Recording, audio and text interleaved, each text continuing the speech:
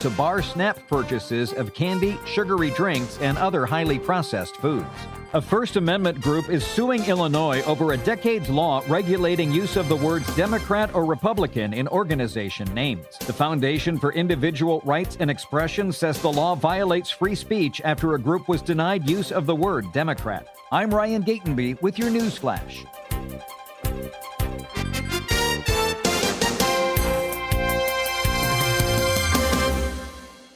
A KFC tale in the pursuit of flavor. The Colonel made his $10 Tuesday bucket so full with 8 pieces of juicy, crispy chicken or tenders that it might just last you till Wednesday, if you've got that kind of self-control. I mean, some people want leftovers. Others are more into right nowers. The Colonel lived so we could chicken. $10, 8 pieces, one big deal with KFC $10 Tuesdays. Prices and participation may vary. Taxes, tips, and fees extra. My name is Whitney Allen. I am a widow. My husband, Ryan, died. We never thought in a million years we'd have to use life insurance. The unexpected happened. With Ethos, it is so fast and easy. It's 100% online. You can get a quote in seconds, apply in minutes, and get same-day coverage. No medical exams, and you can get up to $3 million worth of coverage through Ethos. Get your free quote at ethos.com/term. That's ethos.com/term. Time spent on application may vary. Online health questions required. From the pages of the Elgin newspapers of 100 years ago today, these are the headlines brought to you by the Elgin History Museum. I'm Nick Freeman, and here's what was happening in Elgin, our fair city, on January 30th, 1926. A cold, biting, snow-laden wind scurried across the highway. The Elgin motorist's hands, already stiff, gripped a little tighter. Visions of a warm fireside grew nearer and brighter, and suddenly, a motorcycle siren. The motorist slowed his car. Between curtains of mist exhaled from panting lungs, he was able to see the star and half-frozen face of a motorcycle-mounted policeman. "What do you think you are, an around-the-world flyer?" said the officer. "Why, I beg your pardon, sir, but I was only going 22 miles an hour," protested the freezing motorist. "The law is 15 miles an hour, and use is coming to the station, so step on it and make it snappy," said the law, who proceeded to speed away. The motorist took the officer at his word and followed at 15 per. The cop looked back and saw his charge at a distance in the rear. "Say, I told you to speed it up." "I'll not go more than 15 per, exclaimed the motorist. "Some man of the law you are. Since when do you have the right to dictate how, when, and where to exceed the speed limit?" They then proceeded to the station at the lawfully decreed pace.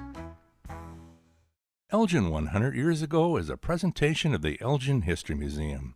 Be sure to visit the museum located at 360 Park Street in Elgin, open Wednesday through Saturdays 11 to 4. You can also listen to Elgin 100 years ago at www.elginhistory.org.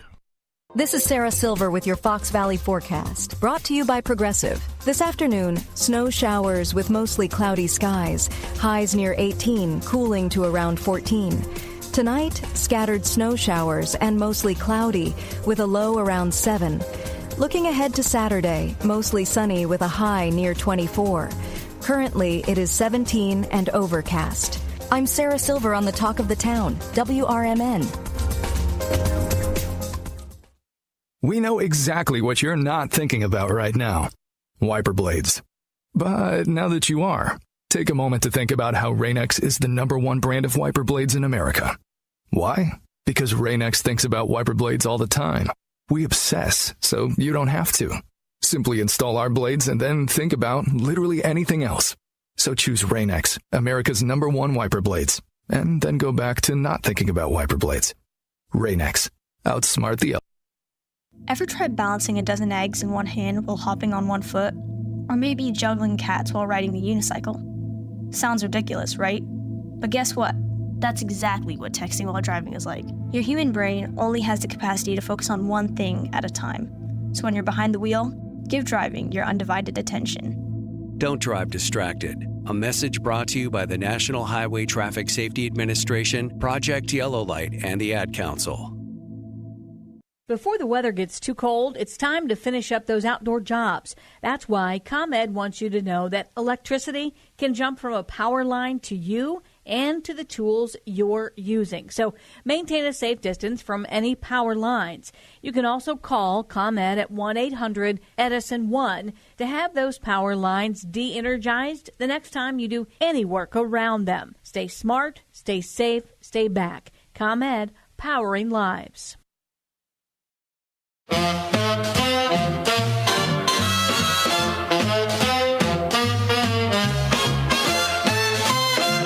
Deano's Night Out on WRMN. It's the talk of the town, so come on and listen now. It's Deano's Night Out on WRMN 1410.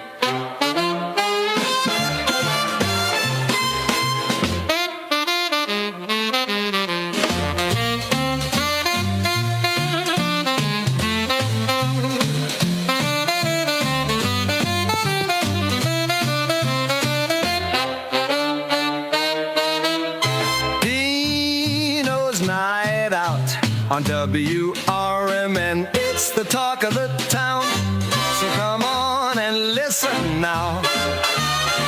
It's Deano's Night Out on WRMN 1410.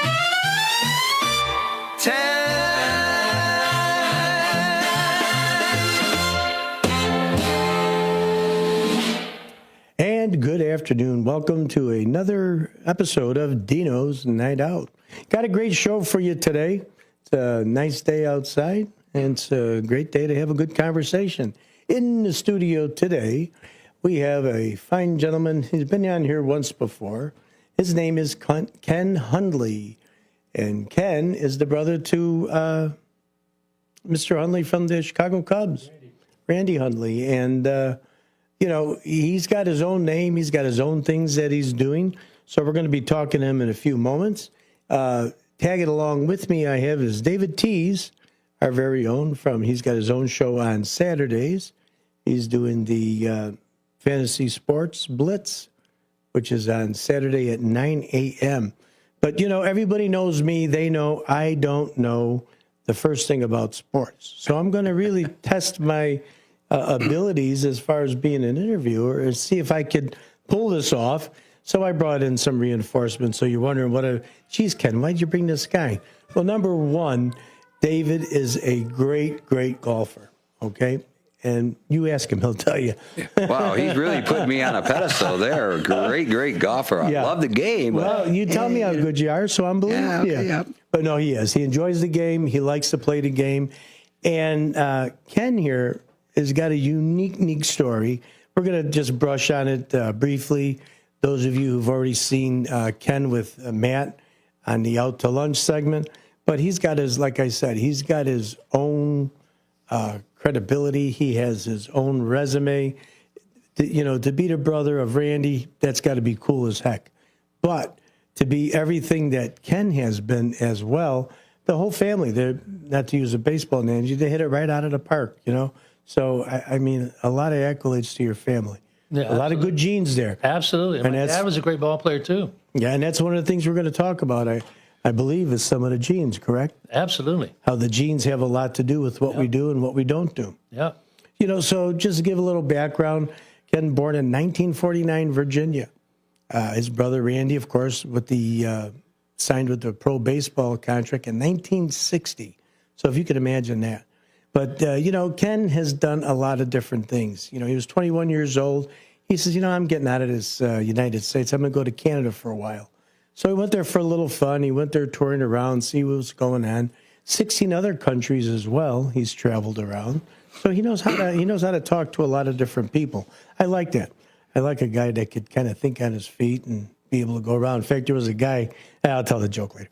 All right, so then he even bought his first guitar. He was 21 years old. You know, he could already hear the harmonies and the music in his own brain, and he wanted to put them down on something. So he was talking to his brother. He says, hey, I don't have nothing to record this on. So he gave him a 2-track tape recorder, And from that 2-track tape recorder, the inventor that it turned out that Ken seemed to be, he turned that thing into an 8-track, recorder. So, I mean, this is a guy that, here's a song, here's a beat, able to put it on paper. Looks into something that's already made, knows how to enhance it. And I think that's what, Ken has done throughout his life. Everything he has gotten into, he's had a variety of different jobs. In fact, he was a movie actor for the longest time. He was on a lot of big shows, NBC soap operas, Santa Barbara, and acting became kind of, maybe boring for him because he always wanted to do something different. Does that sum it up pretty good? Well, yeah. And most actors, they're kind of one-trick ponies. They're dedicated, but they're going down one track. They don't have side stuff. It's like, I got to put all my energy into this. I've never been that guy. My brain wants to do everything. And you quit that because he wanted to get into this weightlifting equipment. And it's not just weightlifting equipment. There's 1,000 pieces are out there. But Ken was one of the first guys, instead of the old cast iron and ugly black, he made this sports equipment so it could be, unisex as well and attract to everybody. He made it white, made it clean, made it fresh. So he always he has an eye for making things better, and that's good. A lot of people would look at a guy like that and they say, wow, I don't want this guy around. He's going to take my job. And I bet you that's what you bumped into. A lot, yes. Yeah, isn't that terrible? Unless they need you. Oh. And then you're the best friend. Sure, until they get what they want out of you. And then, that was our idea from the beginning. Yeah, that's just... But yeah, there's a lot to be said that the pioneer gets the arrow. Is that not true? Well, yeah, and it's just, I came across the word serendipity the other day, and it seems like that's my whole life. It's just everything's by accident. Anytime I try to make a plan, that doesn't work. It's just taking advantage of just like meetings like this. I mean, I'm eventually going to play golf with this guy right here, and I just met him today. How you like that? I love it. That's what I like. I like going and playing golf by myself because I meet more people like that. Sure. And I love meeting people. So there's a part of me that needs input, just like, some we all want to be stimulated, don't we? Well, most of us do. Right, yeah. And the ones who don't, well, they're no fun to be around. And they're working their whatever job they do, Monday through Friday, no overtime. They're happy with their check. They're happy with their life. But at the end of it all, you know what? I'm the same way. I've had a host of different jobs with the police and fire career. You always work side jobs. So there's nothing like you can't do in a sense. The old, master of none, jack of all trades. And that's good. You have a little taste of everything. But you, sir, you have done things to where you have gained patents for like this baseball batting emulator. Yeah. And it's called an emulator? Is that the proper word? So I kind of, when I was acting, I got the idea when I started getting acting gigs, I was already marketing a weightlifting strap. I call it a squat strap. Okay. And it was just a $29 strap. Instead of putting a barbell on my shoulders, I could lay it on the ground between my legs and wrap a strap around the end of the bars and pull it up on my shoulders. When I stood up, the barbell is in my crotch. And I didn't need a rack. I didn't need any spotters. So I sold that mail order through Muscle and Fitness magazine. And I decided, okay, I'm going to up my game. I'm going to create this weightlifting bench that will collapse down into 6 inches and go into your bed. So when I want to do something, I won't let anything stop me. I didn't have a place to do this. So I went to my apartment manager and I said, hey, can I use the rec room? I have some work I need to do. He said, yeah, just clean up afterwards. So I went in the rec room and I made a prototype of this weightlifting bench. And I bought welders and grinders and saws and all. And as long as I cleaned up everything, cleaned the ping pong table off at the end of the day, I was fine. So I made my prototype in the rec room in my apartment complex. Amazing. And this bench would collapse into 6 inches and go under your bed. Now, was this the athletic movement? No, this was a hide bench. So this kind of got me into the hardware of weightlifting. And after I did that, I realized I'm not selling as many of these as I need to. So I started going around to the stores that sell exercise equipment, treadmills and stuff. And they would say, Ken, if this is great, you've got this one tool here, but guys who collect weightlifting equipment. They want all of it. And he had a whole line of stuff on the floor. I said, well, I can make all this stuff. He said, well, yeah, we'll do it. I said, well, I'll make it better than this. So I started making a line of home weightlifting equipment, basically weightlifting benches. And I had to go to a trade show in Chicago. Now, I was living in L.A. at the time. Had to come to McCormick Place for a trade show for gym equipment manufacturers. They were not painting. Everything was black and gray at that time. This was mid-'80s, and my painter says, I'm not painting that. I'm painting stuff white. I says, oh, my God, no.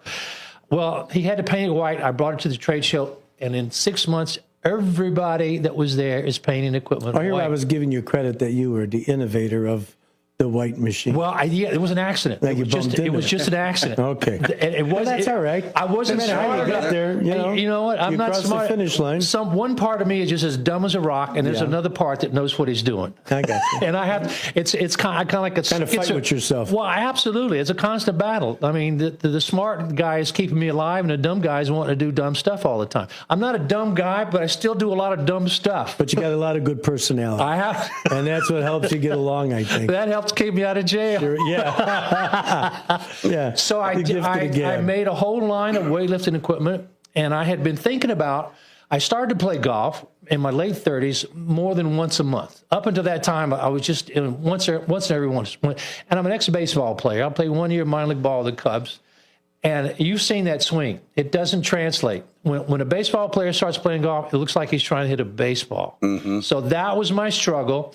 The golf instructors couldn't help me with that. They knew they could explain to me, well, this is what you should be doing. So I understood that. But that's the what. If you don't know how to teach somebody, your what is absolutely worthless. So the smart part of our brain said, okay, forget that. Let's make a machine that won't let you use your baseball swing and forces you to swing like a pro golfer. So that was my first piece of movement-specific training equipment. And that was called a golf swing emulator. And the very first person to use that besides me when I got this was Ernie Banks. Ernie was living in Los Angeles. I called him and said, Ernie, come in and check this thing out. And I'm still using it like a baseball player. Ernie gets on it, and he's using it like a golfer. The next day... And he trusted you from knowing when you were your brother. Well, I've known Ernie since I was 17, yeah. Grew up together. Yeah. And so the next day he goes out and wins a golf tournament. All of a sudden, I became Ernie's best friend.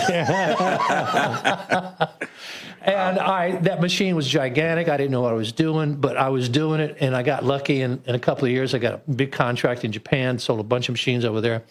And it was something I made for myself. So that machine took me from an 18 handicap down to a 3.3. Yeah, I saw those numbers on my research. And I had an average drive of 304 yards. Average. I hit some golf balls almost 400 yards, but I was using 120 pounds on the golf machine. So that's not unusual. I mean, there are other guys that have hit the ball 400 yards that have been clients of mine, but that's not normal. Most guys won't do it for 120 pounds. You know what I'm saying? Mm-hmm. And I even helped one PGA golfer win a golf tournament. So I had my first training facility in Phoenix in '96. This guy comes in off the street, and he says, I heard about you at a party. I want to check this machine out. I says, okay, so tell me about your game. He said, well, I haven't been playing a lot. I said, well, let's look at your swing and see what's going on. So we videoed. Now, this is VHS technology. This is how long ago this was. This is 1996. We videotaped his swing. He says, oh, my God, I have no hip rotation. I said, oh, that's a problem. Something's off here. Surgery, injury? He says, both. Broke my wrist in a motorcycle accident. Haven't been playing a lot. I'm kind of in rehabbing. And I put him on my golf machine, and he can't use it. I said, Steve, here's what people don't realize. When you have surgery, if you're an athlete, this will scramble your motor skills for your sport. Even though it has nothing to do with your sport, it'll still mess up your motor skills. You have to go back and learn the golf swing again. And here's the way to do it. It took him about 60 seconds. He finally said, oh, there it is. There, he could feel it. And that's the main... But this thing that you invented, this emulator... Is it like, do they strap in type of a thing? No. Or does it just not allow you? It's like a weightlifting machine that's got a handle. Okay. You grab a golf handle here, and when you swing it down here, you're lifting a weight stack. Okay. So this exercises the exact muscles you're supposed to be using in the swing, and it's also a sequence trainer. So I've got 4 times more resistance here than I do down here. And what that does for a golfer, it eliminates casting, You can't come over the top. If you don't make the same move as a pro golfer, it doesn't go anywhere. So you can't use it incorrectly without knowing about it. So that sound about right, Dave? He's right on tee with that one right there. Right on tee, so it forces you to use your core muscles first. Okay. But this is something that golf instructors can't talk into you. You have to be able to feel it. And that's something they can't give you. They can explain mechanics to you, but they can't make you feel stuff. This gives you a feeling once you use it 45 seconds. It wires you up to muscles you didn't even know you had. How old were you when you started to play golf? I was about 23, 24. All right. So if you do this as a child and learn this as a child, if you had started this when you were 5 or 6 years old, all pro golfers usually start when they're 4 or 5 years old, and they've got ADHD, so they spend a lot of time with it, and that's what makes them good and better than other people. If you don't have that going for you, you're not going to be a professional athlete. That's what separates the amateurs from the pros. The pros have ADD in their DNA, and that's what drives them. So when you're using this machine, it's going to make you do what a pro golfer is doing, and it strengthens you at the same time. It doesn't make your muscles bigger. So this is not a weightlifting machine. It has weights on it, but it's not weightlifting. And the difference is when you go in a gym and you do use all this equipment, you're usually working on one muscle group, and you're trying to make that muscle group as large as possible. That's kind of dangerous because there's a threshold there. If you work too hard, you can tear a muscle up. My machine doesn't isolate one muscle. It isolates 80 muscles. So this makes you use every muscle that you would use. And form. And the form. Which is more important because if you're doing something the right form, I would imagine you're going to feel where you're supposed to feel it if you know your form was bad to start with. Because you're feeling things in a different location. I invented this machine and I made a bunch of people wealthy and famous before I actually knew how it worked. So I decided, okay, I got to do some research. Something's going on here that it escapes me. I know this works. It's not strenuous. You don't even break a sweat using this equipment, but it's very effective. So I started studying neurology at Arizona State University. I would I would talk my way into the science lab, into the library, and I just studied how the brain worked. Albert, the smarter part of our brain, says, okay, I know how this is working now. So here's the deal. All your motor skills have to be learned when you're a child. When you're a child, your brain is helping you to learn whatever it is. If you're throwing a baseball, everybody throws the ball like a girl to start off with. Girls, guys, everybody. Your brain, if you do this repetitively, your brain will see this and say, you're wasting too much energy doing this because you're using the thinking part of your brain. I'm going to take this and I'm going to turn it into something that looks like a pro athlete without telling you, and I'm going to wire you up to all these movement-specific muscles that you're going to need to do this sports movement. So you learn your motor skill, and that learning's done from the inside out. It doesn't come from a golf instructor. They can help you, but you're learning as a child. It's coming from inside your brain. So your brain has a muscle synthesizer that tells you we're going to make these specific muscles work. And about 40% of the muscles you use to swing a golf club, only about this big. You go into a gym, the gym doesn't deal with those muscles whatsoever. So when you get on my machine for the first time, I'm going to wire you up to muscles that have never been used before. The small muscles that he has that he would have developed as a child, they're in there. They just don't have any connection to I think he said you got small muscles. I don't know if you caught that. Just want to be the one. I'll take it. He's the expert. He's a neurologist. The small muscles. Yeah. So we kind of knew that. So once you get Samantha will agree. Once you get these small muscles going, it changes what you have to be able to do. Now you can actually feel what a professional golfer's doing. So this machine will wire you up in 45 seconds.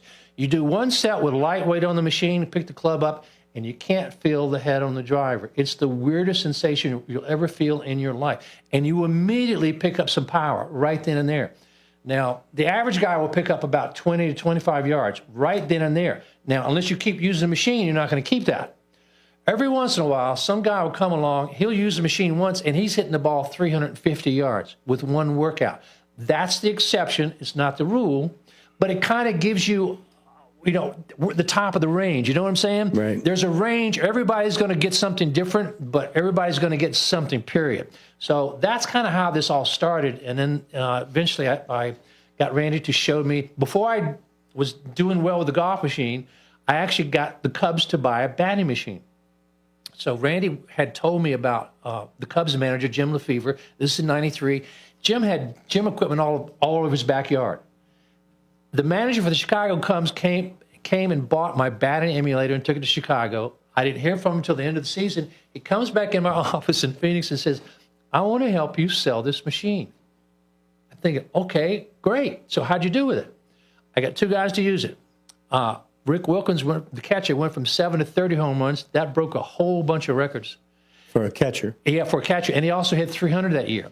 And this new kid named Sosa goes from 8 to 33 home runs. And I'm thinking, I'm in.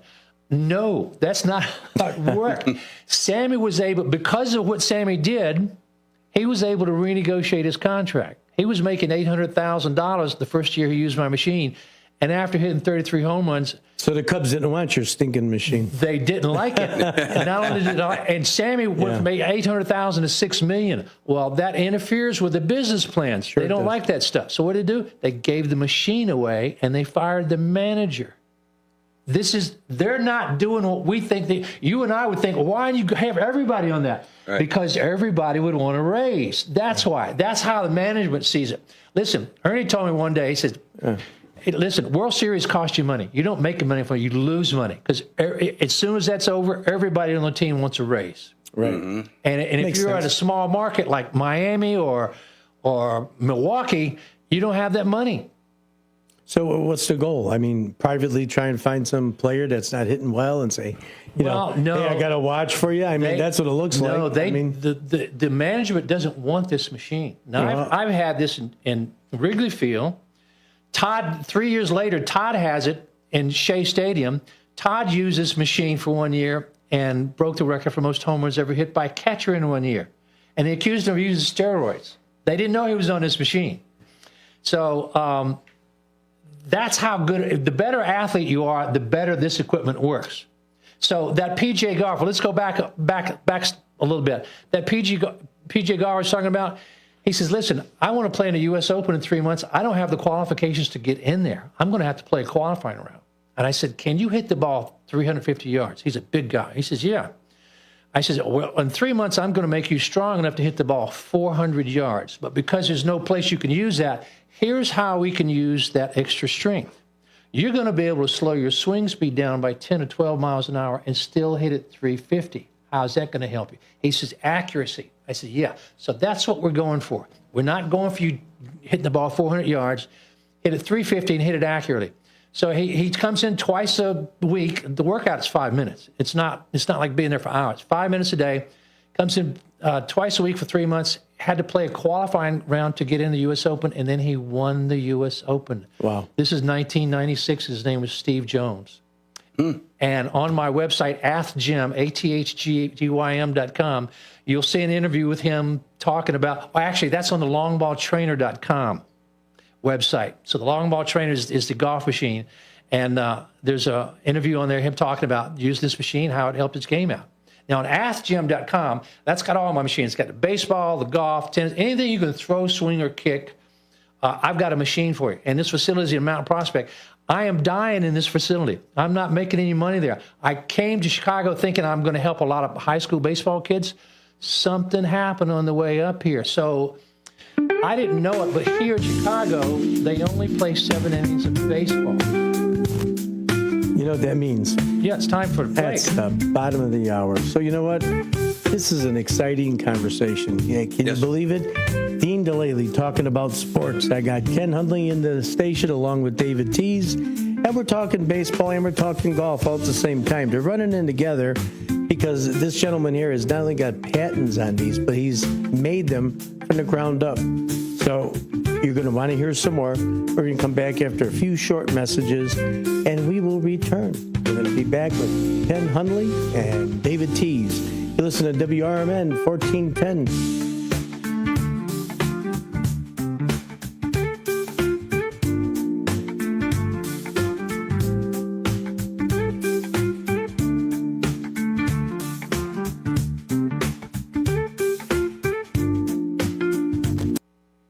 I'm Trey Westerberg on 1410 WRMN Elgin, proudly serving the Fox River Valley. This update brought to you by Hot Hands. The Aurora Police Department will conduct canine training Monday in vacant homes on the city's east side. Canine teams are training until 4 p.m. in the 1600 block of Grove Street, according to an alert. Signs are posted in the area to alert residents. Police are asking locals and passerbys to give officers and canines space while they work through exercises. The U.S. trade deficit fell nearly 24% in August, dropping to $59.6 billion as imports slowed amid President Trump's global tariffs. The Commerce Department reports imports fell 5% to $340.4 billion following a surge in July as the company stocked up ahead of the tariffs, which took effect August 7th. Economists say the decline reflects both reduced foreign purchases and early impacts of the trade measures. Ford is recalling over 200,000 2025-26 Bronco and Bronco Sport vehicles due to a possible instrument panel failure that could leave drivers without key safety information. Owners will be notified starting December 8th to have the software updated at dealerships. 23-year-old Jimmy Evaristo of Aurora has died following a two-vehicle crash Sunday afternoon in Hoffman Estates. The crash near Gulf and Bartlett Roads caused one vehicle to strike a tree and catch fire. Bystanders rescued the male occupant, but Evaristo was trapped and later extricated by firefighters. She was airlifted to Loyola University Medical Center, where she later died. Occupants of the second vehicle suffered non-life-threatening injuries. Kane County law enforcement is stepping up traffic enforcement for the holidays. From November 21st through December 2nd, deputies, Illinois State Police, and local agencies will target speeding, distracted driving, impaired driving, and seatbelt violations. Officials remind drivers to buckle up, plan for sober rides, and call 911 if they spot an impaired driver. The campaign is funded by federal traffic safety grants. I'm Trey Westerberg on 1410 WRMN Elgin, proudly serving the Fox River Valley.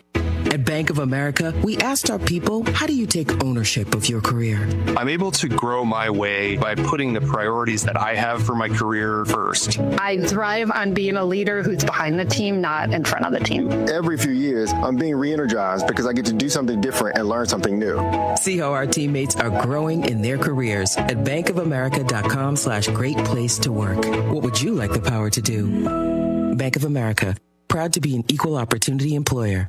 Protect your home and auto with a bundle from Progressive so you can stop worrying about them and invent new things to worry about, like snakes in your bedroom. Sure, that sounds incredibly irrational, but now that we've mentioned it, you are a little worried. The odds of one snake, let alone snakes plural, are so slim. But you might want to check. Oh, you're not near your bedroom. Guess you'll just have to sit there and worry about it. So let Progressive protect your home and auto, because you've got enough to worry about. Progressive Casualty Insurance Company, affiliates, and other insurers. Not available in all states. Elgin isn't just a city. It's a community built on connection, innovation, and opportunity. And at the heart of it all is the Elgin Chamber of Commerce. For over a century, the Elgin Chamber has helped local businesses grow, connecting entrepreneurs, advocating for progress, and inspiring the leaders of tomorrow. Whether you're a new business just starting out or an established company looking to expand, the Elgin Chamber is your partner for success. Join a powerful network of leaders making a difference in our community every day. Together, we're shaping the future of Elgin, one connection at a time. Elgin Area Chamber of Commerce, where business and community grow together. Call now, 847-741-5660, or go to info@elginchamber.com. Contact Carol Gieske. This is Sarah Silver with your Fox Valley forecast, brought to you by Hot Hands, America's favorite hand warmers. This afternoon, cloudy with a high near 48. Temperatures falling to around 44. Tonight, mostly cloudy with a low around 30. Tomorrow, mostly sunny with a high near 50. Temperatures falling to around 47 in the afternoon. Currently, it is 46 and overcast. I'm Sarah Silver on the Talk of the Town, WRMN. Rain-X wipers are the #1 wiper blades in America. That means all kinds of drivers choose Rain-X. Big drivers in small cars choose Rain-X. Small drivers in big cars choose Rain-X. Drivers with long hair and short commutes choose Rain-X. Drivers with short hair and long commutes choose Rain-X. Drivers with pets on board, babies on board, and bored babies on board choose Rain-X. Basically, drivers who love a clear view of the road all choose Rain-X wipers, the #1 wiper blades in America.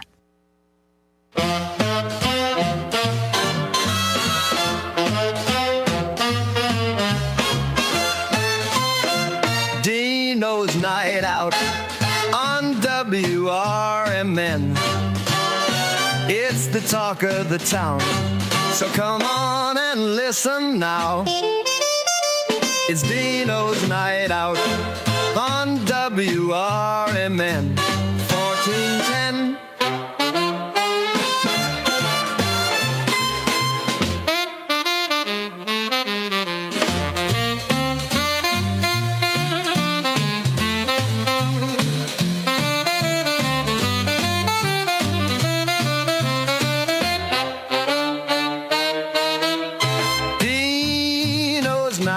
I tell you what, on WRMN. Anybody that knows me knows that for me to cut this song a little bit short, we got someone very interesting in the studio today. And today we have a gentleman, his name is Ken Hundley, and he's got some just exciting things he's talking about. He's a patent and innovator, is that the word? I can see he's an innovator. But he's a guy that makes all these different inventions to help people with their baseball swing, help people with their what's the other thing? Golf swing? Golf swing, that's it. I couldn't get the word out. Which is why I've got my good friend David Tees in here as well. How are you, David? Good. How are you doing? I'm doing absolutely wonderful. Just coming back, had a couple of replays the last week or two. Haven't been up to snuff here, but what a show to come back to. We got Mr. Excitement over here. Ron, I mean, what's with the Ron? Ken. So, Ken, I'm going to show a few pictures for everybody that's watching on the YouTube. And let's go. Let's go to you first. No, that's Randy. All right, so that's Randy up left-hand corner. Here. That's Todd right there in the middle. Okay. That's Todd on his machine in Port St. Lucie where the Mets train.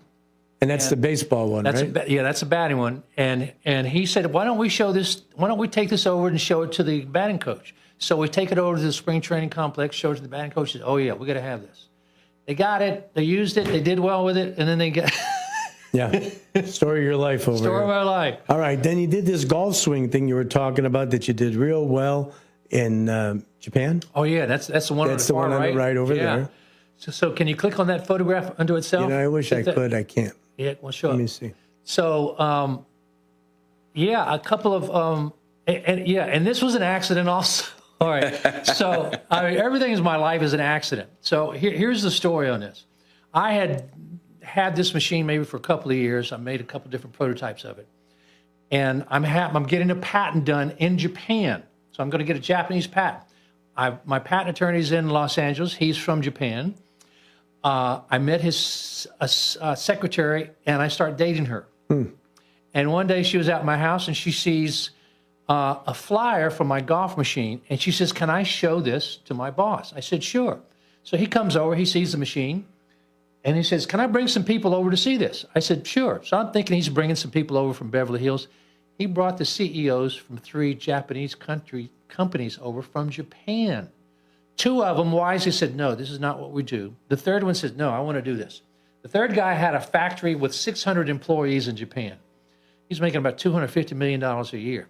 He wanted to make my machine in Japan. I said, no, that's not going to happen. And here's a problem.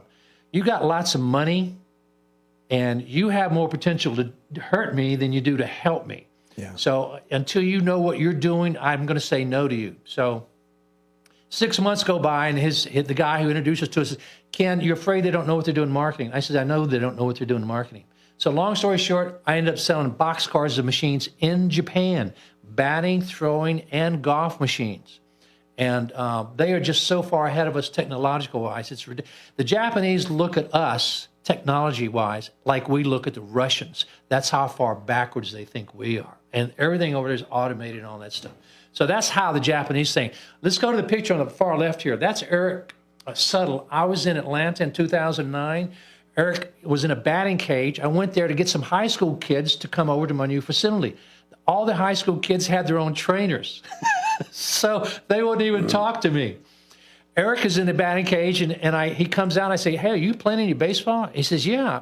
Ironically, he's playing semi-pro ball in Chicago in the summertime. He's a high school substitute teacher, but he's playing semi-pro ball up here. I says, do you want to play pro ball? He said, oh, yeah, of course. I said, don't say of course. So you don't have the head to play pro ball. But here's what I'm going to do. I showed him the machine, the batting machine. I said, I'm going to let you come and train on this machine and the throwing machine for free. And in 4 months, I'm going to make you as strong as any major league ball player throwing or hitting. And he looked at me sideways like, you're full of it. I said, yeah, I get that a lot.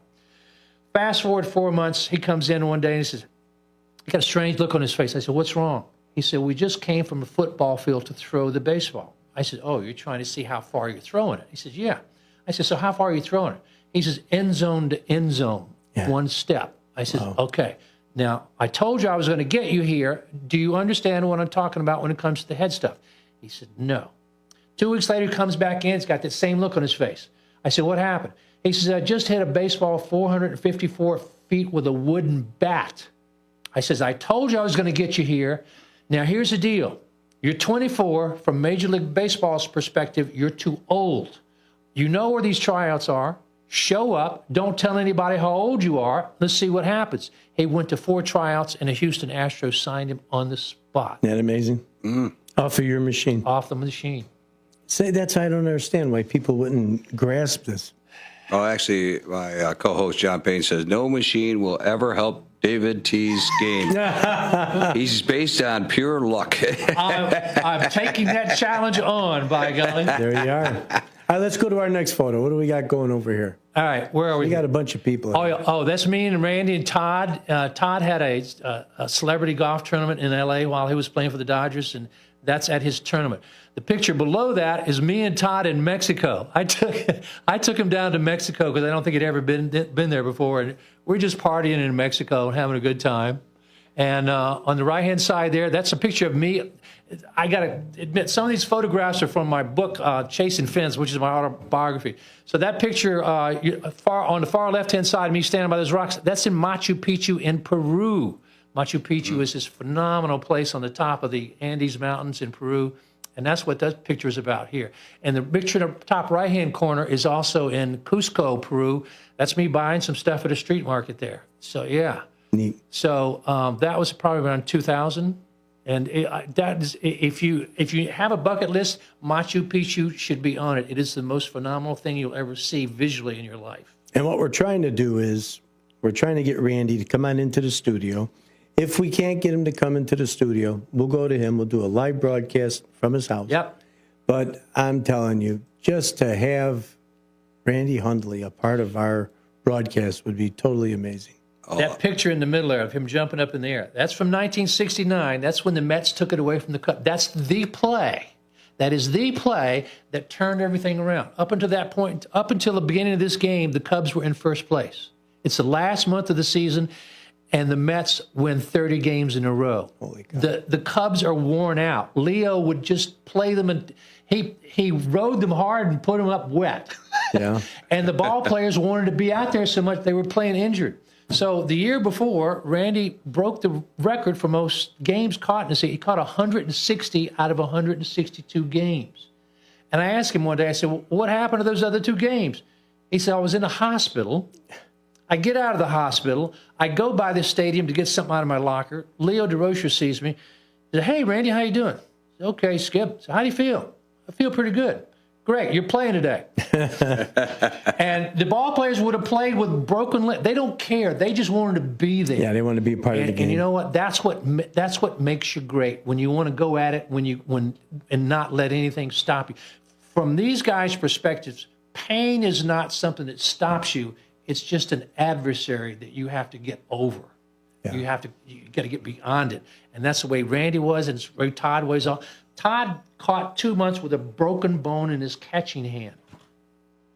And what was it? Your father was the one? Yeah, my dad was the one that taught him on doing the catching? Yeah. And back that in itself is amazing. Well, it was. And you know what? That was an accident. So this is about World War II. So the Army goes to my dad and says, Cecil, you got to go in the Army or you got to make airplanes. He says, I'll make airplanes. Where are we going to do that? You're going to do that in Baltimore. So Randy's 4 months old. They moved to Baltimore. Dad's making airplanes. I think all of the munitions companies for the war had baseball teams because they wanted people to have some morale. Does that make sense? Mm-hmm. Yeah, that's something to do. Somebody saw my dad playing and said, hey, and they offered him a major league contract. He says, can I take my family on the road with me? And Dad said, and they said, no, you can't. He said, I'm not doing it. So, but he was that good. And those mitts in those days looked like a big, looked like a big donut. The pocket was this big, and you had to put your hand over it to hold the ball. To keep it in. It was just like flat. Your hand always had to be behind the mitt when you're catching. As soon as they made a glove that folded, and this was when Randy was about 7 years old, my dad told Randy, so, okay, I'm going to let you catch. Because Randy was playing some other position. I'm going to let you catch. And he put his finger up his foot. He said, but don't you ever put your hand behind the mitt. You're going to put that mitt, because my dad had broken all the bones in his throwing hand, because his hand was, if he wanted her to catch a ball and the hand was here, foul ball will come off. So he says, you're not going to do that. You're going to hide this hand either here or behind you, but the foul ball is not going to hit it. So that was the invention of, that was in the 50s, and that was the first invention of one-handed catching. And when Randy finally signed his contract in 60, nobody was doing that. And they tried to change that to him. Now, Randy in high school, he was a phenomenon. He could have played football, basketball. He ran track. He ran a 100-yard dash in a football uniform in 10.4. Wow. And he had no muscles on it. 155 pounds, you couldn't find any muscles. He was a freak. Could hit the ball 425 feet on a line. So when he signed his contract, they wanted to change his. He batted .523 and hit for power. If you're smart, man, you don't mess with it. But in those days, a batting instructor would come to you and he wants to change you so he can put his stamp on you. Say, see, I made him what he is. And they screwed his hitting up. And then they said, okay, nobody catches one-handed. Randy says, listen, you gave me all this money. You gave him $110,000. You gave me all this money. I'm not changing my way of catching. If you don't like me, give me my money back. I'll go somewhere else. And they finally left him alone.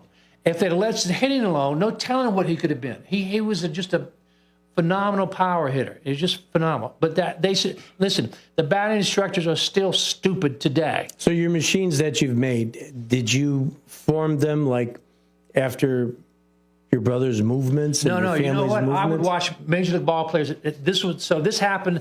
The first machine, the golf machine, was in 1989. For the golf, I'm looking at pro golfers. I'm videotaping what they're doing. This is old school technology. Mm-hmm. I'm playing their swings back one frame at a time. Every frame, I put dots on their body joints to see the trail of movement, so I could figure out what they were doing. And I knew the sequence was important, so that's how I designed the machines to emulate what the pro golfers were doing. When it comes to baseball, I just used guys who were hitting home runs that year, whoever it was at that time. It wasn't Sosa because he wasn't even on the radar. No, you improved his game. Absolutely. So, and Sammy bought a machine somewhere.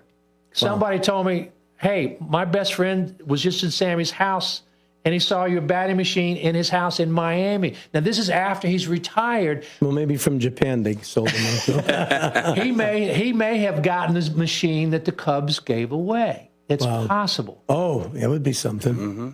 But I said, that makes sense. That's why he's still the only guy who's hit 60 home runs in 3 different seasons in the history of baseball. He should be in the Hall of Fame. Your credibility has spoken for itself, and everything I've read on the website, that wasn't just you writing it. It was other people writing stories about you.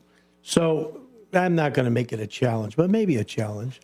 Because his partner is saying that he can't golf, that he's only he's only a luck golfer. Yeah. I don't buy that. Yeah. I know Dave has love of the game. I know Dave has some technique because he does golf pretty well from the people I've spoken to. You going to be able to increase David's game? Yeah. He's got. This is what he's got. He's got the attitude. Without that, nothing happens.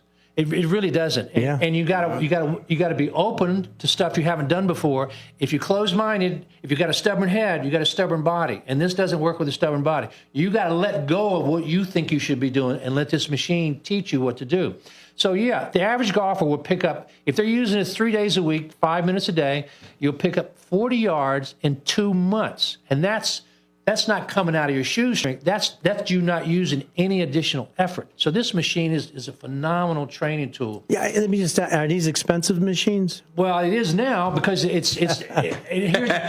Here's the problem. If I'm making it's like making cars 1 or 2 at a time. Sure. There's no profit in it. So lately, I've been selling the golf machines for $10,000, and the guys with money are buying them up just as fast as I can make them. If you give me $15,000, I will guarantee you 40 yards on your drive in 2 months. It doesn't make any difference. If you don't get it, you get your money back. If you're confident with what you're feeling on your machine the first time you use it, you can buy it for 10 grand, and I'm still going to train you how to use it. But I'm not going to be there for weeks at a time. So yeah, it'll make a huge difference. Even with the average golfer is 15 handicap. I can cut that in half in about 3 months and give you a better swing. And here's the deal: it's not just one swing that we're building. This machine is going to work with your body and work with you and give you the best swing that your body can produce, not something that somebody else is doing. So we're all different. If there were only one body, there would only be one golf swing. But because everybody's got different things going on, people got different injuries, people have different vocational muscles, all that stuff changes what you have the ability to do with the golf club. But this machine is still going to make all of that work and make you strong. Oh, this isn't going to help John's game because he's torn his rotator cuff, knee surgeries numerous times. Yeah, so he's out. Well, but here's the deal. When I was 30, I hung drywall. I hung a ton of it a day, and I destroyed my lower back. After 6 months, my third and fourth lumbar are fusing together. They said, Ken, you're permanently disabled. You're never going to play golf again. You're never going to work again. 10 years later, I created this golf machine, and the machine, when you're pulling down on it, your vertebrae are going like this. Oh, so and when you start rotating your hips, you start making all these core muscles dense. You'll gain a ½ inch of height if you use this every day for 6 months. And you'll make your back stronger. So the machine rehabbed my back to the point where I could do it. I could work again. And it made my back so strong, I broke a test machine. Oh, my God. Some people were in my gym testing people for back injuries. They didn't know who I was. So they put me on this machine. I sit in a chair. They got a machine that's about the size of an old Coca-Cola machine. Remember those things? Sure. I got a cable coming out of it. They put a harness on you. They hook the cable up to you, and you basically just lean back and pull back as hard as you can. I broke their machine. So they're looking at the machine, looking at me. I said, guys, well, what is my numbers? They said, you broke the friggin' machine. I said, well, does that happen? No. Only one other guy did this, and he weighed 500 pounds. What are you doing? And I showed them my golf machine, and they said, get it. I said, if you got my machine, you're not going to need to be rehabbed. So my machine can fix you if you got lumbar problems. It'll remove that stuff and make you a stronger golfer. Now, do you strap into this machine, or you just hold on to the No, you just grab the handle. Okay. You do this. Do you have the ability to put it up on yours? Can you get Ask Jim up there on that at all? Are you talking about the one that Matt? Yeah. Okay. Yeah. Here we go. If you can pull that up, we can see the video there. Your brother actually, when he played with us 3 years ago, Randy played the whole 18 holes. How old was he then about 3 years ago? He was 80. 80 years old, out there in a nice hot day, playing 18 holes of golf. Yeah. And you know, when he was young, he was a scratch golfer. He got it right. He took golf lessons in high school. So here's the deal, guys. There we go. I'm gonna put, let me see that video right there. Which one do you want? The Sammy Sosa one? No, the one on the left. That one right there. That's going to show all the machines here. So let's see if we can hear it. So this is the batting machine. This is the machine that Sammy Sosa used and Todd used to do all their stuff. And that's Eric Suttle right there, the guy who I got signed when he was 24 years old. So this is the throwing machine right here. This will put another 5 miles an hour on your fastball without you having to use any additional effort to get there. And it's also going to give you a lot more endurance. This is a kicking machine. I let a Phoenix Cardinal football player use this for a week, and he kicked the longest field goal in franchise history. Here's the golf machine right here. So I just grab the handle. I got some weights on there. I start working it out, and it's I'll do 15 reps, and that's one complete set right there. So in a day, eventually you'll graduate to doing 4 of those, and that's all your workout is. It takes 45 seconds to do one set. You can do 4 sets. You work out on a machine for 3 minutes a day. Now, you can change the weights on these machines here to, what's the highest you could put on there, though? Well, you can put 150 pounds in there if you want to. Oh, okay. But you start real low. You don't need to go. Right. You don't need to go heavy in the beginning. Just take a quick look at what you're trying to do. Again, your small muscles that haven't been worked out. Those are the ones you got to be careful of. So you got to start with really low weight. In the beginning, you're working out those small muscles. For you, they're not even connected. So the machine is going to connect you up to these muscles, and that's why you're going to feel such lightness in the club, because those muscles will start taking on some of the load of your big muscles. Does that make sense? Yeah, I get it. Yeah. So and the machine is adjustable. Doesn't make any difference if you're 7 feet tall or 5 feet tall. I can adjust it for everybody. The machine adjusts to you, and you don't have to adjust to the machine. So you gradually add about 5 pounds of weight every 5 workouts or so, and you just go up there gradually. It's not necessary to jump at it, but you will feel an immediate response the first day you use it. So my question is, first time I get on this, I use it about 1 or 2 times. Now, when you start working out, after like a couple days, your body hurts for a while. No. That won't happen with this? No, and here's why. Because you're distributing this little bit of resistance over 80 different muscles. Okay. So no one muscle is going to get overloaded. Unless you put too much weight on there in the beginning, you won't feel any muscle soreness at all. No lactic acid buildup. No, it's not like lifting weights. So there's no damage to you. You're going to be able to play. If you're accustomed to playing on hole, this is going to give you the endurance to play 27 holes in a day if you want. Okay. Which I'd like to do. Sure would. I got Dennis coming here. He's going to try and get make that video work. Will you help my putting game? No. So here's the deal. Okay. The reason there's so many short game programs, short game has nothing to do with motor memory. It's all about feel. You can go online and get good instruction for putting, chipping, and pitching. You don't need a golf instructor for that. And I know people, you've played with scratch golfers before. They don't have good form, but they're making it work. Yeah. They made their game work. So that's the easiest place to knock some strokes off your game is in the short game. But you got to spend some time with it. If you want to get better, you need to spend an hour a week on your short game. Yeah, that's the definite. Chip in and putting are your short This one, right there. and when I'm training people, the only club I let them use is the driver. If you can hit your driver, you can hit any club whatsoever. We're going to try this one more time. All right. Here we go. Now, let's take a quick look at the different sports movements that you can train for here in the athlete's gym.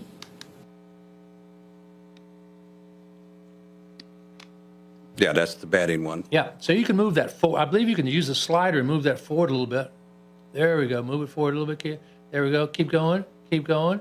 Keep going. All right, now play from right there. The golf will show up right after this. So that's for kickers and field goal kickers. Yeah. Soccer. There you go. There's the golf. So I'm using about 60 pounds here. And, at my peak, I was using twice that much weight. And when you do twice that much weight, it almost becomes like a weightlifting workout. But your muscles are in shape to take that on. You gradually get up there. If you do this right before you play, So what happens usually is guys will be, what's a 100-yard club? Is it the same way? Yeah, pretty much, yeah. All right. 56. All right. So what will happen is you'll start hitting the ball 10 or 15 yards farther than you normally do, immediately. So it works on all your clubs. So if you do this for 2 months, you can pick up 40 yards on your driver, 30 on your 3-wood, 20 on your I'm going to let rescue club. Ken and David talk a little bit here in the background. We're at the top of the hour already, guys. Okay. Can you believe you're going to come back again and talk absolutely. about this some more? Yeah, absolutely. At least I introduce you two. We'll talk about this golf a little bit. We're going to get him on the machine next time, I think David's the best candidate for this. Folks, you've been listening to WRMN 1410 right here, WRMN. And we've had in the studio Ken Huntley and David Teese. Ken is an innovator of all these different machines that's going to either help your baseball swing or help your golf swing. They are not one in the same. So this is definitely... Did you get a call or message that mentioned Social Security that made you feel threatened or scared? That is not the Social Security Administration. Social Security will not threaten you, press you for personal information, or demand instant payment. Social Security does not accept payments by gift card, prepaid debit card, internet currency, or by mailing cash. Criminals use these forms of payment because they are hard to trace. Don't fall for it. Hang up, ignore them. Report this criminal activity to oig.ssa.gov. Produced at U.S. taxpayer expense. My mom has taken up going to the park to practice yoga. My dad's going to a club, but not a book club, a salsa club. Finding new hobbies comes with age. My mom has started getting lost and not knowing where she's going. Becoming lost or disoriented doesn't. Confusion with time or place may be a sign of Alzheimer's. An early diagnosis can help improve the quality of life for your loved one. Learn the warning signs of Alzheimer's at 10signs.org. Brought to you by the Alzheimer's Association and the Ad Council. Your hometown radio station since 1949. We are WRMN AM 1410, Elgin time, 3 o'clock. With your news flash, I'm Ryan Gatenby, brought to you by Rain-X. A First Amendment group is suing Illinois over a decade's law regulating use of the words Democrat or Republican in organization names. The Foundation for Individual Rights and Expression says the law violates free speech after a group was denied use of the word Democrat. A Sangamon County judge has sentenced former Sheriff's Deputy Sean Grayson to 20 years in prison for the July 2024 killing of Sonia Massey. Circuit Judge Ryan Cadigan imposed the maximum sentence after a jury convicted Grayson of second-degree murder. Illinois lawmakers are considering a bill to limit what SNAP benefits can be used to buy. Senate Bill 2908, sponsored by State Senator Neil Anderson, would seek federal approval to bar SNAP purchases of candy, sugary drinks, and other highly processed foods. I'm Ryan Gatenby with your news flash.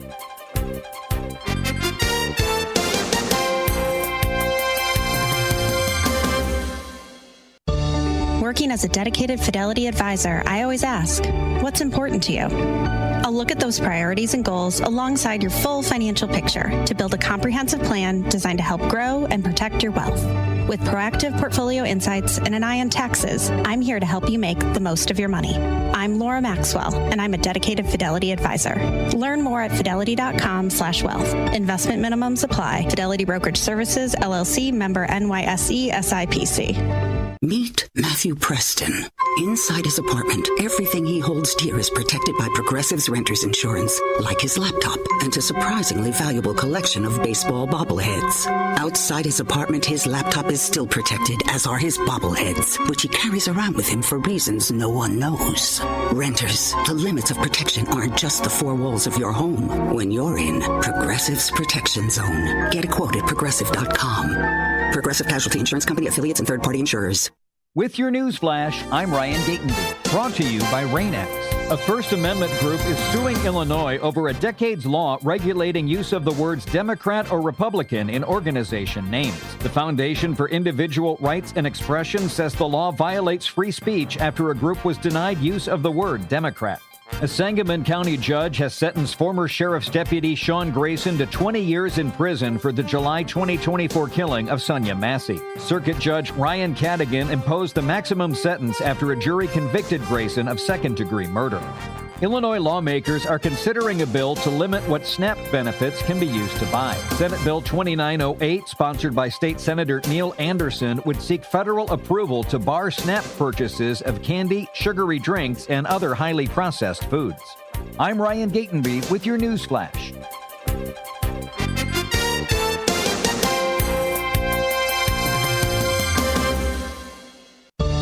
Working as a dedicated Fidelity advisor, I always ask, what's important to you? I'll look at those priorities and goals alongside your full financial picture to build a comprehensive plan designed to help grow and protect your wealth.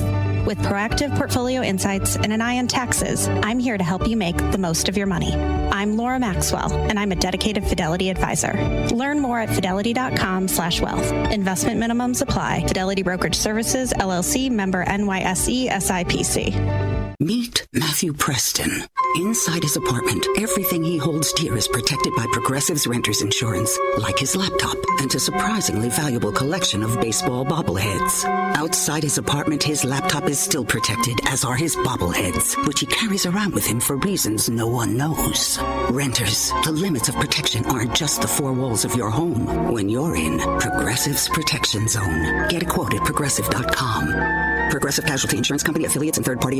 This is Sarah Silver with your Fox Valley forecast, brought to you by KFC. This afternoon, a winter weather advisory is in effect until 8 p.m. Snow showers and mostly cloudy skies are expected, with a high near 19.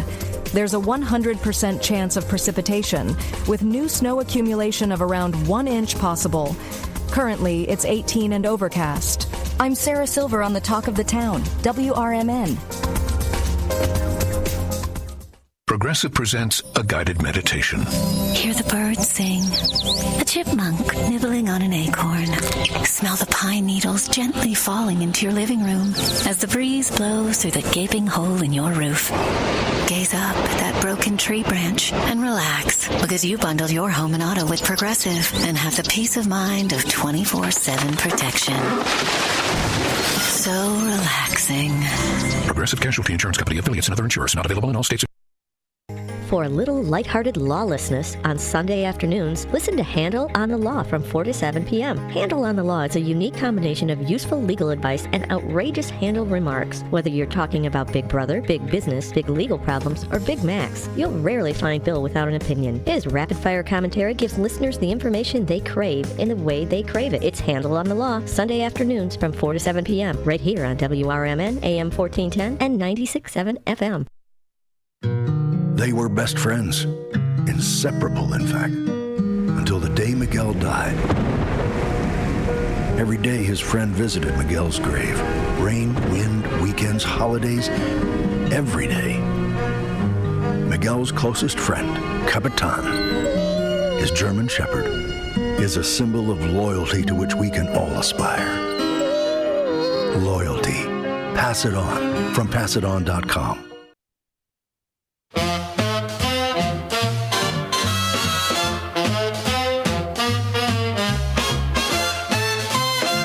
Deano's Night Out on WRMN. It's the talk of the town, so come on and listen now. It's Deano's Night Out on WRMN 1410.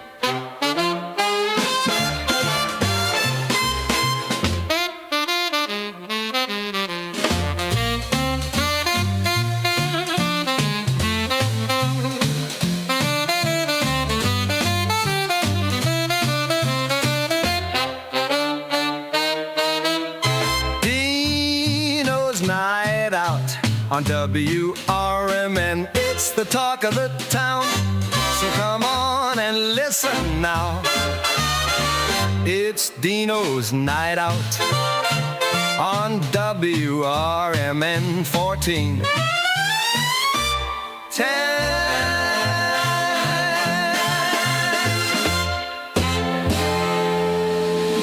Hey, and good afternoon, everybody. This is me, Dean DeLaley from Deano's Night Out. I've been absent a little bit, going to different doctor appointments and checking this out and checking that out. That time of the year, I got to get this stuff taken care of. But today, we have a great live in-studio guest that we're going to talk to in just a few short moments. But we got to get all the housekeeping out of the way. Our show, every time we do a Deano's Night Out, is brought to you by the one and only Ron Onesti from the Arcada Theater. The Arcada Theater, for those of you who don't know, it's located in beautiful downtown St. Charles at 105 East Main Street. That's the Arcada Theater, oshows.com. So you say, hey, what's he got going on there tonight? Let me tell you, here's what he's got. He's got East Coast icons with special guest Minor Damage, the best of classic rock. So what it is the East Coast Icons are a tribute to East Coast American rockers. They'll be covering all your favorites from Billy Squier, Boston, Kiss, and more. I always like more. That was a Marky B thing. He would always say, more. Oh, I like more. And then tomorrow, what does he have? You ask. Let me answer. At the Arcada Theater, that's Saturday, not Friday, the 31st, 105 East Main Street, Adrenalize. Yep, Adrenalize. They draw the name from Def Leppard's fifth studio album, Adrenalize.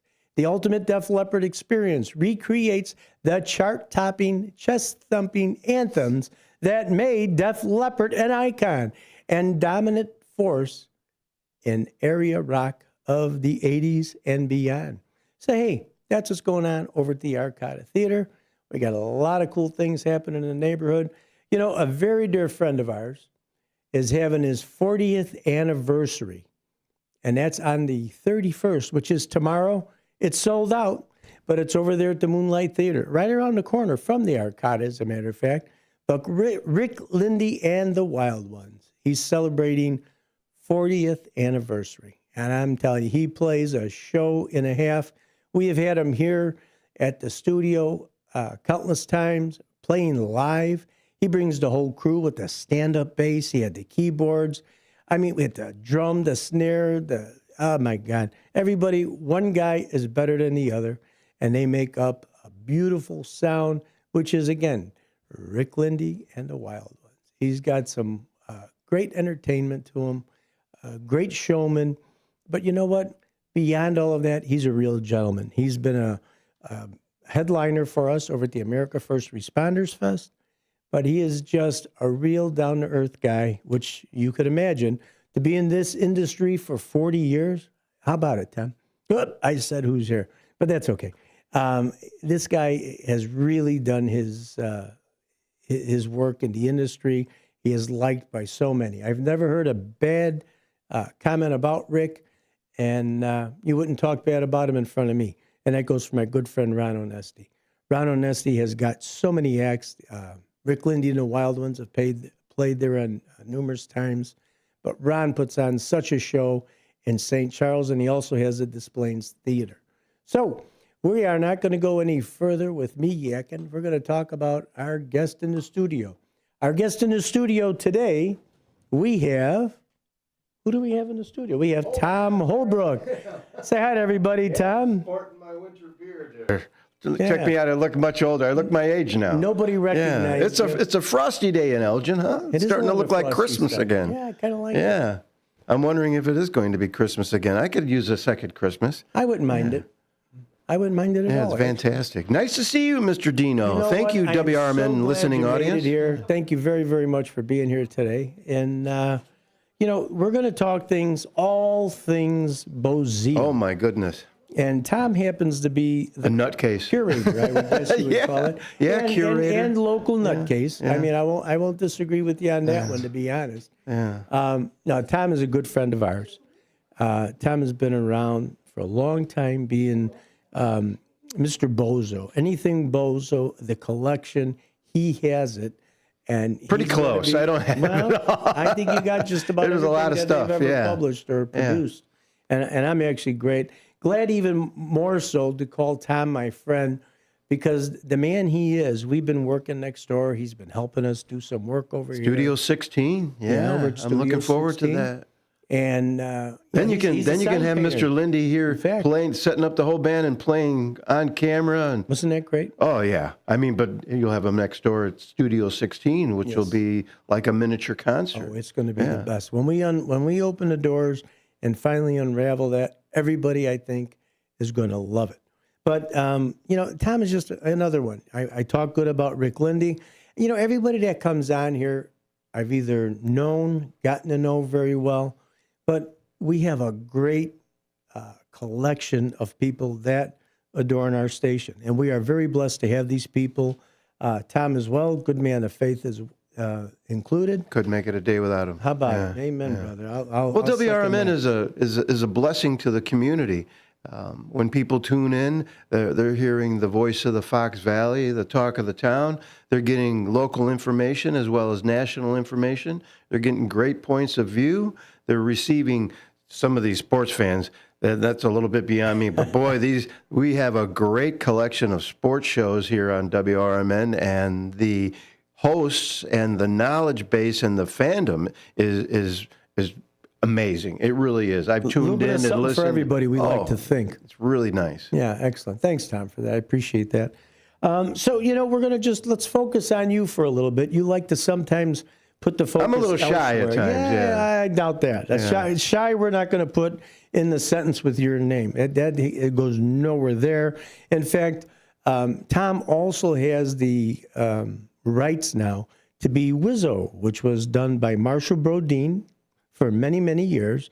And a wonderful Tom was man, an understudy to Marshall, correct? Yeah. Pardon me, sir? You were an understudy? Oh, yes. I worked with him as a roustabout clown at the county fairs when he and Roy Brown, who was the great Cookie the Clown, when they were working the Kane County fairs or the Wheaton Fair, which I guess would be Cook County Fair.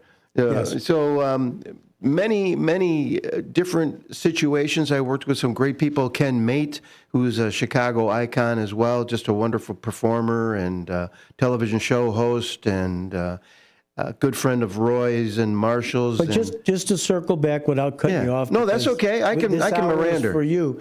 And I got to watch you on that. Yeah.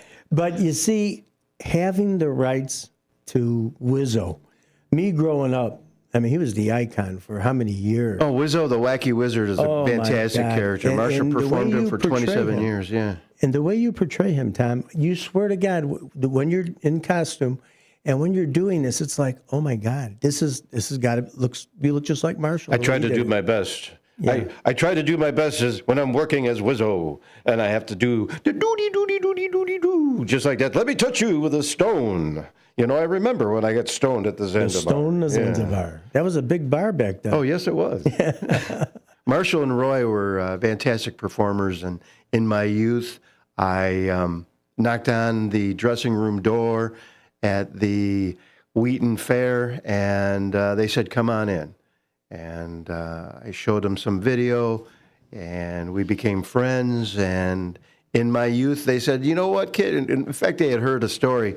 I'll just digress for a moment here. They heard a story of when I visited the Spooky Zoo Spectacular at the Lincoln Park Zoo, and I think I sent you a photo of that. And there's an image of Joey Diorio, who is Chicago's second television bozo on the Chicago show. And yeah, you can see that's kind of the picture didn't turn out really well, and that's a video copy of it. But there's a picture of me in my Halloween costume, and I showed up at the Spooky Zoo Spectacular, and over the intercom comes, "That's not the real Bozo the Clown. The real Bozo is in the barn waiting to meet all his fans."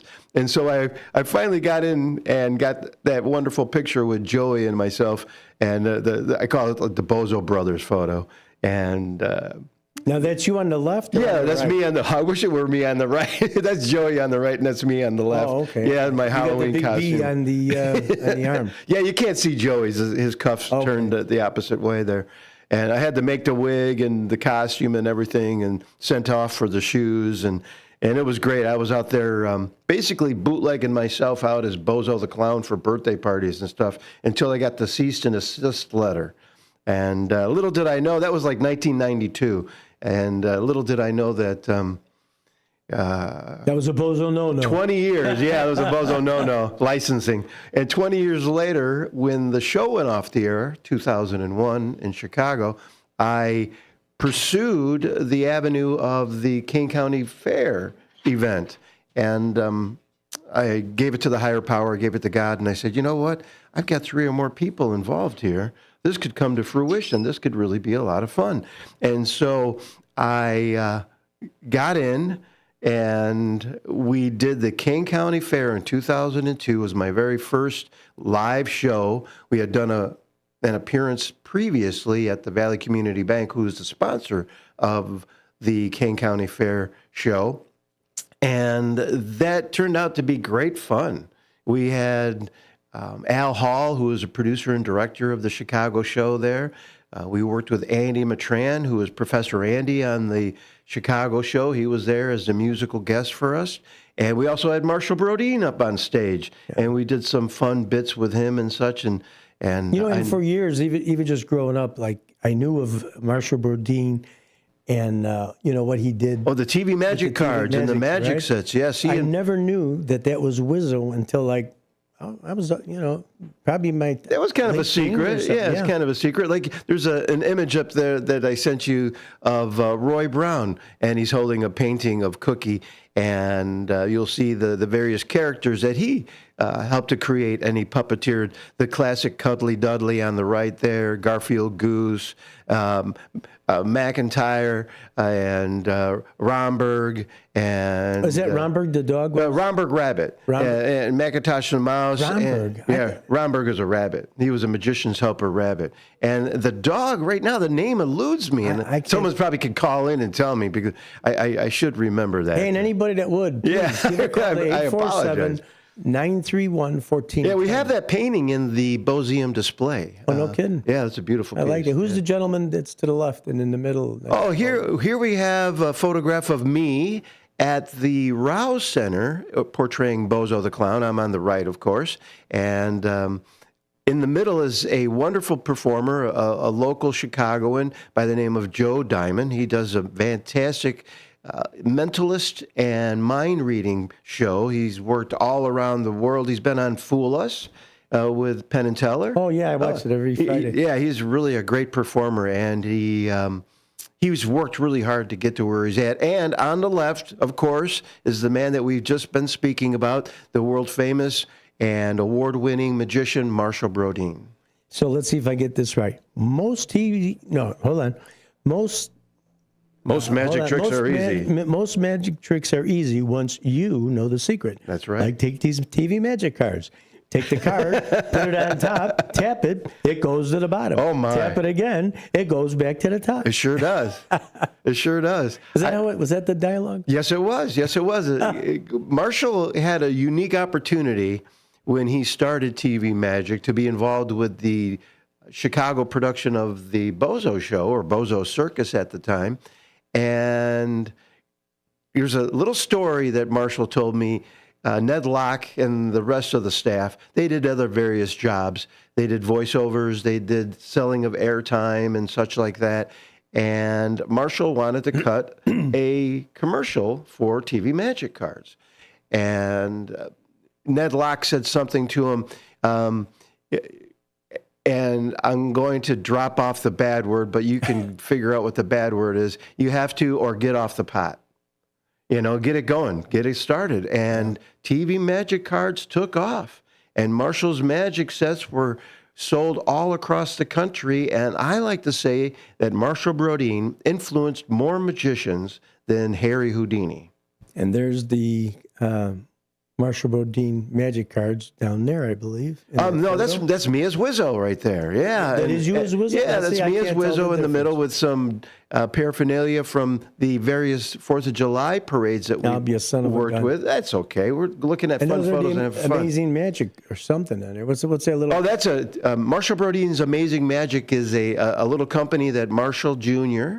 and I and my friend Glenn Chelius, we created and started offering magic sets to the youth. Nice. And it was a lot of fun. And now Marshall Jr. has taken that moniker and he's moving forward. He's a wonderful magic performer. And he and I have worked together. He is Marshall Brodeen and myself as Wizzo. And I look a little bit different when I'm not supporting this old man beard than I have everything glued on. His father? What do you think? Is he as good? I think he's just as good, and he's continuing the legacy and keeping the spirit alive. And as you progress in magic, things are happening. I believe he's got a magic set coming out. So, the legacy continues. Well, that's pretty cool. It's going to be a lot of fun. Yeah, that's really neat. Yeah. There's a lot of things we need to talk about, but there's just a few questions. We'll now go back to Bozo just a little bit because we wanted to talk more about the Bozeum. When did you begin collecting the clown material? Because you say you don't have all of it. No, it's impossible. Collection. I'm telling you. Oh, it's impossible. And anybody who does have any photographs, memorabilia. Yes, anything. I'm not looking to own their original photographs and such, but if they participated in the Chicago show, I would really like to have a copy because I'm building a special wall, as we're talking about the Bozeum, I'm building a special wall that will feature candid photos like that people have shared, so they become a part of history and become a part of the Bozeum.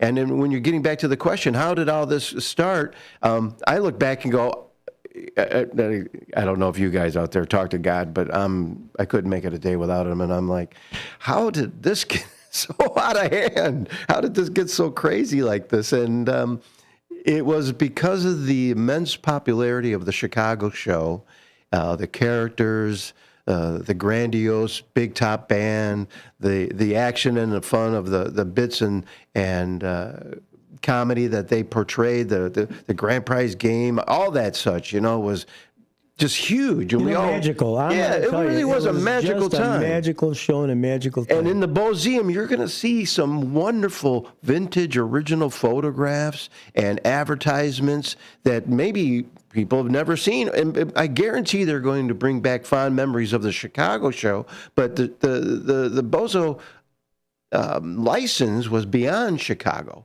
Every marketplace had its own Bozo show at one time or another. The thing is that the Chicago production took off so rapidly in Chicago, and the whole Midwest here, Illinois, embraced it. But you have to realize, and as you know, this being in broadcasting, Deano, that the broadcast range for some of these stations wasn't very large. Right.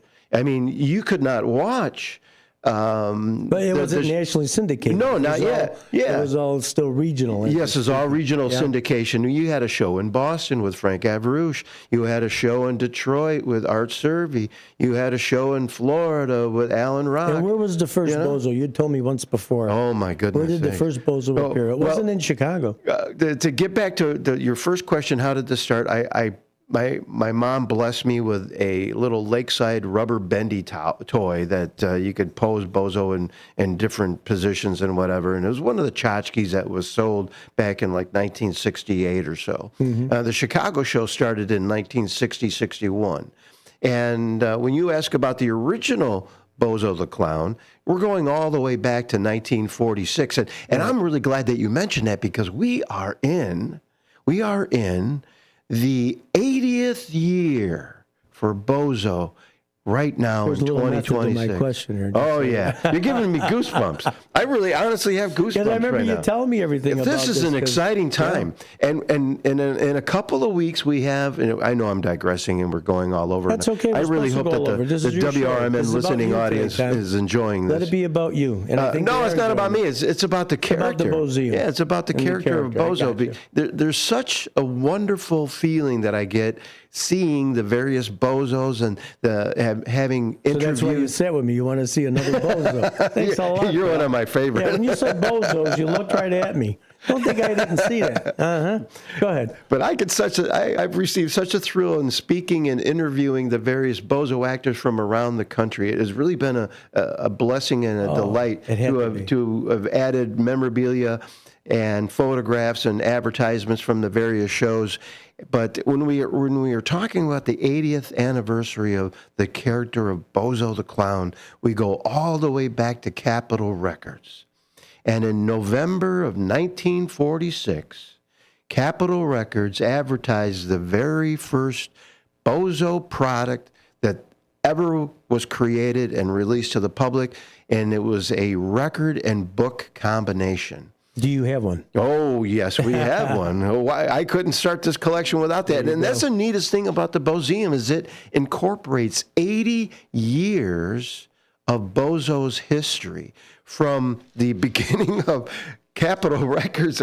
I'm looking outside, sir. I'm going to digress. It's getting pretty really blowing wild. Yeah, I like it. And just like Bozo, it's getting kind of wild. So I get really turned on when I speak about this, and a lot of people may not understand why, but I find it really exciting, because Bozo is a pop culture icon, an original American pop culture icon that Capitol Records released in November of 1946, just in time for the Christmas marketplace.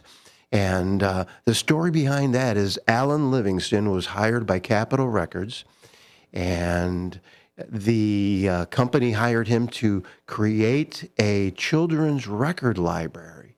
And he luckily met up with a wonderful performer who was a character actor and I guess you'd call him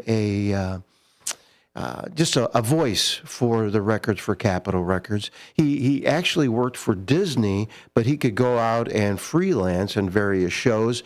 You would have heard him on the Jack Benny Show. You would have heard him on various radio shows and radio commercials, and you would have heard him working with the Walt Disney Company as the voice of Pluto and Goofy. Oh, it's Dino's Night Out. We'll give you that name when we get back. Yeah, we're going to give that name. How you like that for a teaser, everybody? Tom, you're hanging around with us. Everybody, don't turn that dial. Stay tuned in to WRMN. We hope they call in here. Yeah, we'd love to take your call. 847-931-1410. But Tom has got a collection that you're not going to believe. I got so many more questions I hope we can get to. But we want to finish this story about the Capitol Records piece, how it got started. That was back in 46. So again, 80 years Bozo's been around. 80 years. The 60s were strong in the Chicagoland area, because that's when it took off, 1960, 1961. But there's so much more to talk about. I'm going to keep that clip over here. That's just showing the different bozo pieces that we got here today. We've kind of identified what they all are. There's one with Marshall and everybody. But hey, stay tuned. You're listening to WRMN 1410. Talking with Tom Holbrook. Thank you. A Sangamon County judge has sentenced former Sheriff's Deputy Sean Grayson to 20 years in prison for the July 2024 killing of Sonia Massey. Circuit Judge Ryan Cadigan imposed the maximum sentence after a jury convicted Grayson of second-degree murder.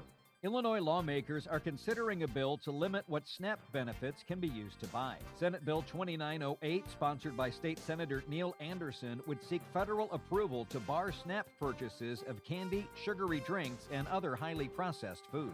A First Amendment group is suing Illinois over a decade's law regulating use of the words Democrat or Republican in organization names. The Foundation for Individual Rights and Expression says the law violates free speech after a group was denied use of the word Democrat. I'm Ryan Gatenby with your news flash.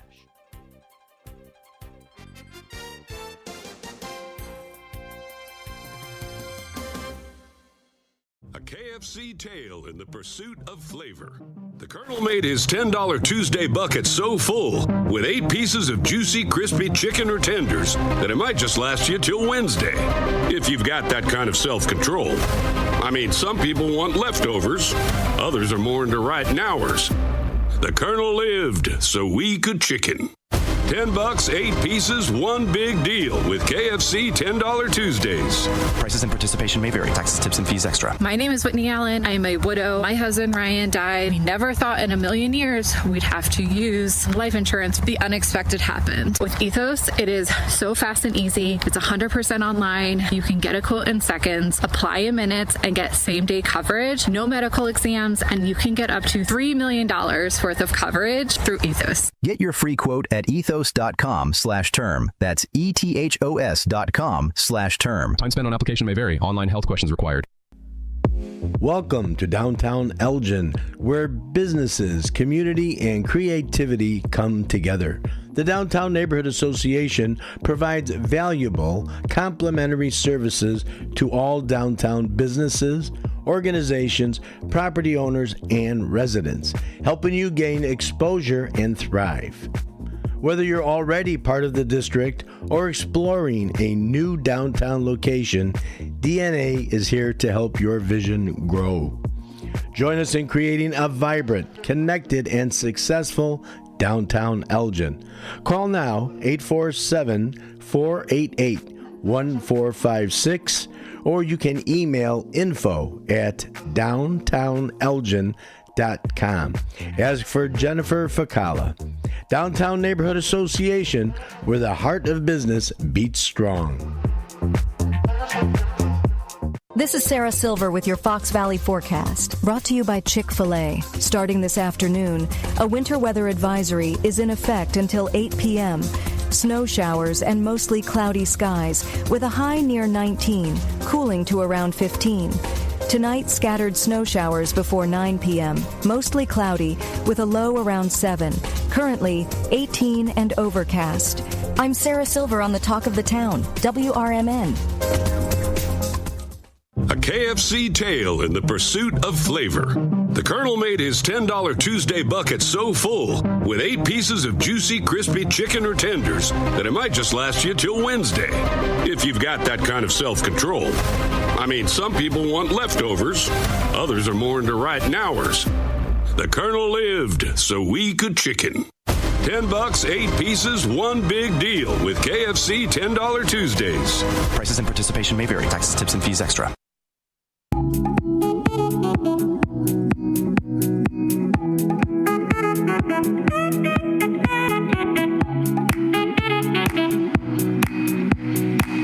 And we are back.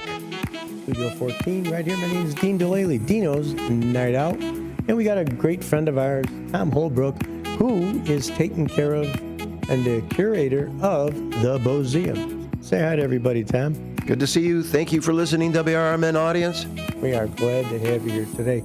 So Tom was in the middle of telling a story about how in 1946, this all came about. This Bozo thing is 80 years old. and it was done by Capitol Records, and there were some children's records that went along with it. Talked about the freelance guy that was kind of all over the place. He did stuff with Walt Disney, did stuff with the Jack Benny, and all the different radio shows that were back in the 40s. 1946 was a very popular time for the radio, of course. So from there, go ahead, finish up. You said well, we had that little teaser there, and some of the listening audience might know this fact, but the original voice of Bozo the Clown was the character actor. He was actually an animator as well, very well known with his syndicated cartoon strip as well as his animation features. The great Pinto Colvig. And Pinto Colvig basically coined the name Bozo the Clown, although no one's ever actually told that story before. But in 1946, when Capitol Records released Bozo at the Circus, it was basically a collaborative effort between Alan Livingston and Pinto Colvig, though Colvig is only quoted as being the voice of Bozo the Clown. Right. And the interesting thing that really took off with Capitol and Bozo at the Circus when they released it was the fact that a book was, a children's book was timed with a record. So when Bozo blew his whistle, you would turn the page. Yeah. And so in various other records from Capitol Records, be it Bozo and his rocket ship, when you heard his rocket ship blast off, you would turn the page. In Bozo Under the Sea, when you heard the bubbles escaping from his diving suit, you would turn the page. And there were many Capitol Records releases, and they sold they were in the top 10 of children's records for many weeks. And they almost considered to be a babysitter for parents. Because kids could listen to those records like a radio show and turn the page with the book, and it really kept them quite entertained. And then, lo and behold, something happened for Capitol Records that they had no idea was going to happen. Next thing you know, there was a knock on the door. And licensors and area businesses and such are wondering, can Bozo make an appearance? Can we license Bozo products?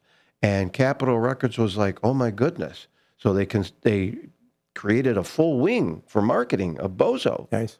And Bozo actually happened to have dolls and clocks and banks, coloring books, and oh my goodness, it just escapes me the things that were decals, anything and everything. Just about hundreds of products, lamps, rubber squeeze toys, and you see all that in the Bozeum. And when we open up and everything, and the Capitol Records was just taken back, and actually Bozo and Nat King Cole helped to build the Capitol Records building, which looks like a record player with a stack of records. Mm-hmm. And it was so huge, they made millions and millions and millions of dollars on this. But then in 1956, Livingston was leaving Capitol Records, and the license was going to be sold off to Mr. Larry Harmon and his partners, and they took Bozo all across the nation with the next step, which is inevitable, Bozo cartoons. And with those Bozo cartoons, the audiences were able to see Bozo shows in every major market in the country because that was the package they were selling. Right. That was the way. Television stations back then and television shows back then were in need of material and things to put on. And so the cartoon package, as well as the idea of selling them a costume and having Dean DeLaley dress up as Bozo and offer the cartoons for that afternoon's fun or that morning's fun, was a great marketing tool. And then that was in the 60s. And then in the late 60s, when UHF came into play, the stations needed material as well. A lot of the UHF stations, unfortunately, only lasted a short period of time. My friend David Eaton was a Bozo actor in the late 60s in the Ohio marketplace, and he was on a UHF station which lasted about 2 years. And I was lucky enough to publish his autobiography called Being Bozo. And inside this book, we have a wonderful scrapbook full of photographs from his time as Bozo in that local marketplace in Ohio.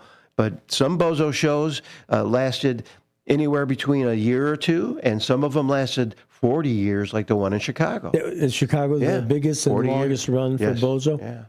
And that started, like you say, 1960, 1961? Yeah. 1960, 1961. Originally, the show had Bob Bell and then they retooled the show. They took a hiatus, and they retooled the show. And I believe it's September of 61 the show came on, and it really took off. And Don Sandberg was the producer and director. He's the one that created the Grand Prize game. And he had the idea of using Bob Trendler's Big Top Band. Bob Trendler's band was playing nightclubs and auditoriums and various events. And since they were on, I guess you would say, on the payroll, he said, well, we're paying you. You might as well be working. So that really added another intriguing situation. You tell me when that band started playing, the whole studio rocked. I mean, it wasn't rock and roll that they were playing, but it just added electricity to it. It was like that circus setting without being in the circus. Oh, big time! And then when they brought on the live acts, they had that great music. And that was all music that was played by them, by their orchestra. My friend, I mentioned his name before, Ken Mate. Ken Mate was one of the performers that actually was on the Bozo show more than any other performer besides Marshall Brodeen. Oh, wow. And the fun story about Brodeen and how he created the Wizzo character, he had done a licensing shoot for a commercial photo shoot, and he had to wear the Wizzo costume, but it wasn't Wizzo. He was just an Arabian character of some sort. Well, after the shoot, he asked if he could have the costume, and they said, oh, sure, we're done with that. So he took it and showed it to Roy Brown, and he and Roy came up with the character. The background, of the wizard. Nice. Yeah, he called him the Wizard and came up with the makeup and everything. And Don Sandberg said, you know what? Okay, we'll put you on and see how it goes. It was electric. It was fantastic. And Bozo, Bob Bell, the great legendary Chicago Bozo Bob Bell, he was the one that coined the phrase Wizzo. They were calling him the Wizard. And one time Bob said, I've never seen this on camera, but this is a story I was told. He said, oh, Wizzo or something like that. And there was the name. That's something. And Marshall, having worked at Riverview Park as a busker and a talker for the 10-in-1 Freak Show or the 10-in-1 Curiosity Show, he had the modus operandi, in spirit and in heart for the Wizzo character, and he created this. I think Bob Bell was my favorite. Oh, Bob is an electric performer. Isn't he something? Yeah, he was never trained by Larry Harmon to be a Bozo. He had his own persona. He had his own characterization of Bozo, and it really took to heart in the Chicagoland market. It really did. And then after Larry Harmon took the rights from Capitol Records and took Bozo across the country, and as we stated before, there were various shows, Boston, Detroit, Florida, Arizona, every major marketplace, even New York. I mean, every major marketplace had a Bozo show, and we'll be featuring that in the Bozeum as well. We'll have a map of the United States, and with that map will be pinpoints of various Bozo and Bozo shows and such. But then Larry, after he took the character, he and his cartoon package, they really blew up America with Bozo the Clown. Really popular, and the licenses came in. Any product you can imagine was created with a Bozo likeness. Toilet paper? How about that, folks? Wow. Yeah, there's Bozo toilet paper. Bozo on a roll, it's called. Yeah, how about that? Gumball machines, banks. The marketing people of the world, they're geniuses. In the Bozeum, we have a setup of it looks similar to a children's bedroom. And you'll see the Bozo comforters and sheets and pillowcases. The alarm clock, the night light, and everything like that. So do you own the rights to Bozo now? Who owns the rights to Bozo? I could only wish if I had the rights to Bozo. I can do the great Bozo voice. I can do that. Let's see if I can pull that out of the hat here.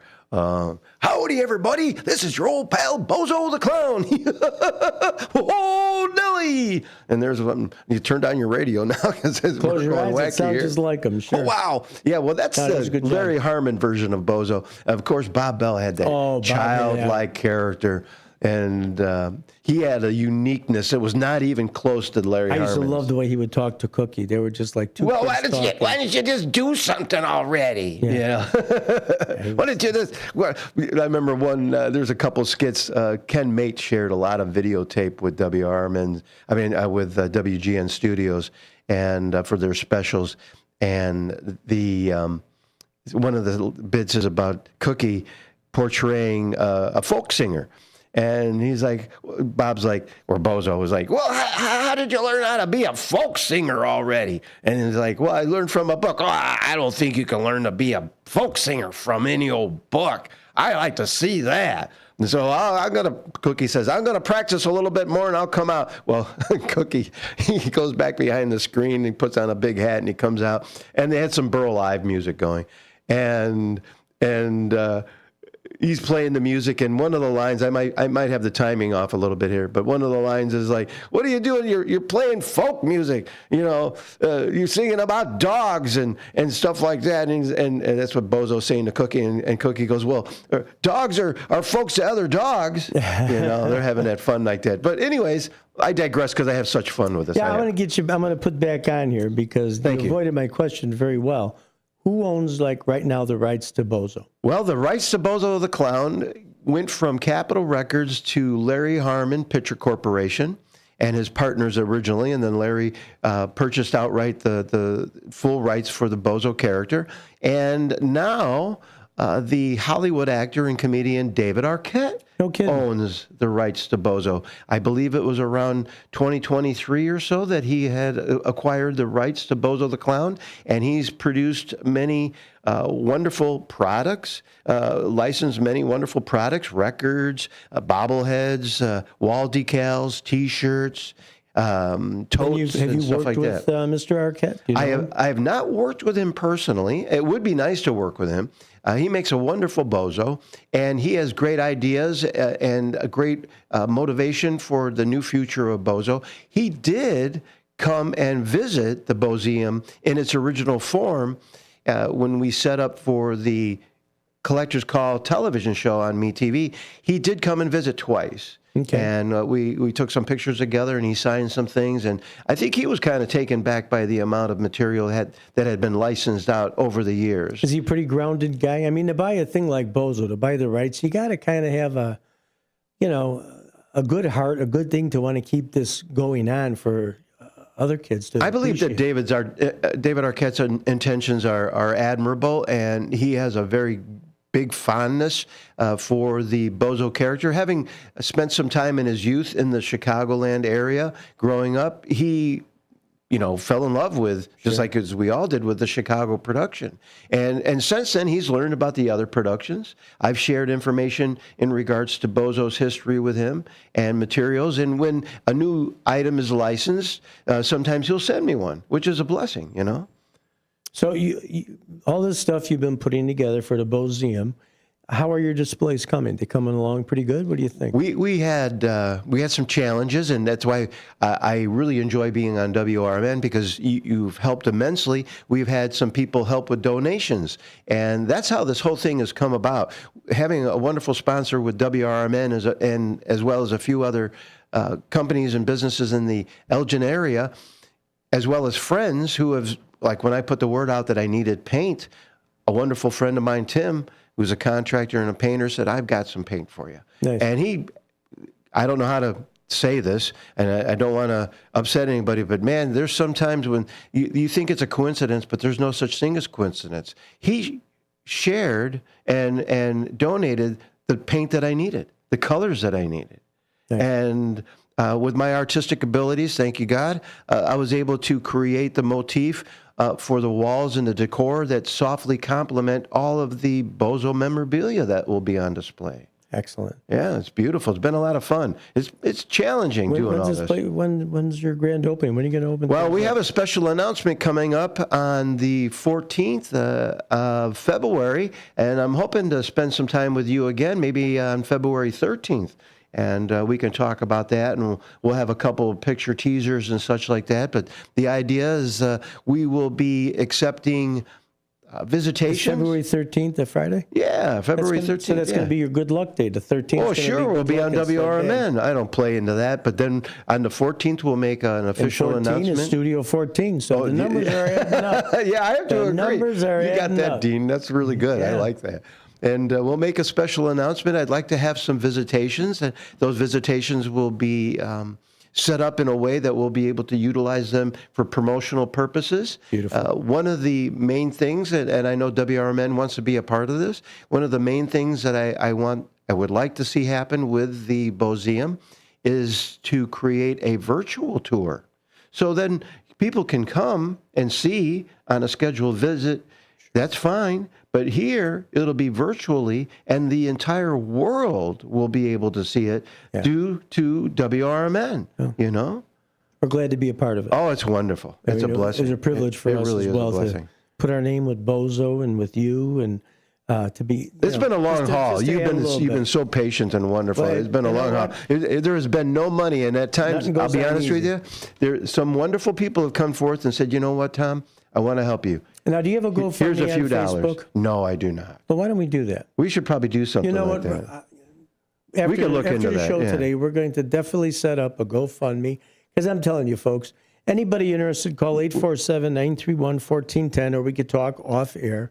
When you see this collection, I was again, privileged. You to saw the see original everything. display, yeah. And I saw where it was originally, and he made do with probably about a 10 by 15 space. It was pretty close to that, yeah. And he made do, and in fact, isn't that where you did your MeTV? That's where they came in. Yeah, they came in and they shot for an entire day. In fact, the show that you saw that was on Collector's Call on MeTV, which airs on Sundays, they were there the whole day. They shot all kinds of footage. Some of the footage didn't even make it to the program. They had an interview segment with me. They had various shots of the costumes. Oh, yeah, we didn't mention that. You're going to see original costumes, original artwork.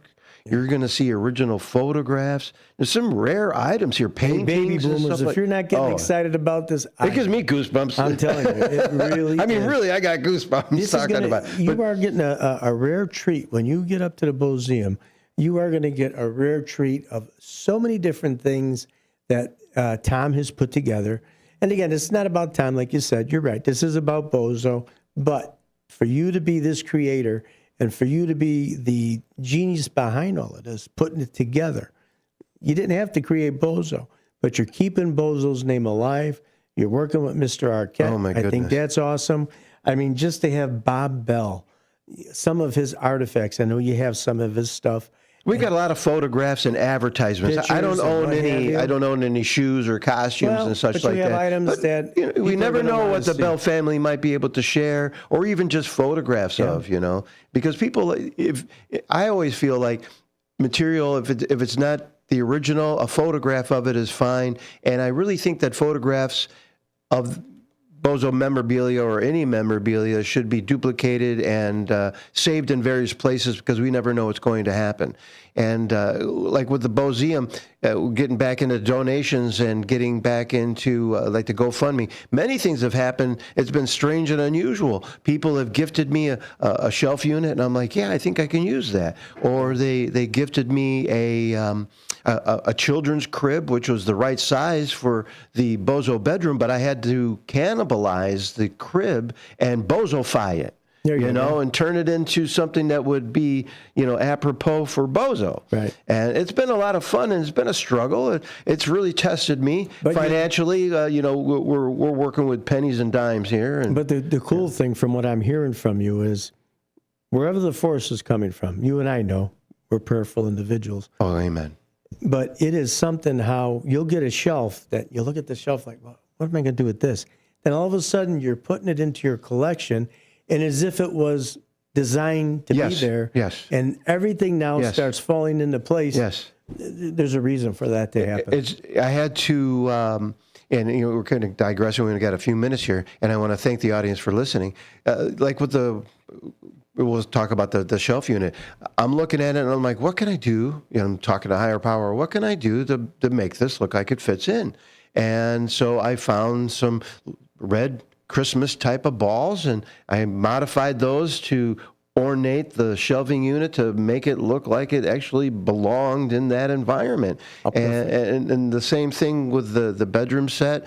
And many times when people have shared something or I've seen something, the higher powers, it's like, you're going to need that. And I'm like, well, why? And like with the Boseum lettering, I designed the lettering. I cut it out on vinyl, all by hand, and I was about to apply it to the wall, and I'm like, oh, this is not working. I wanted to look three-dimensional. I don't want to have to paint a drop shadow. And the higher power's like, hey, remember? I told you to grab that polystyrene sheet. And so I mounted it on that. I undercut it.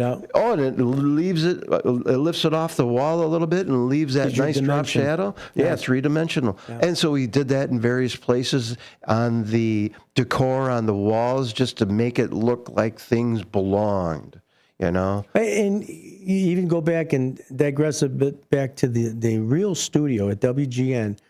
How big, or how small, we should say, of an area did they have to do the Bozo show? What was it?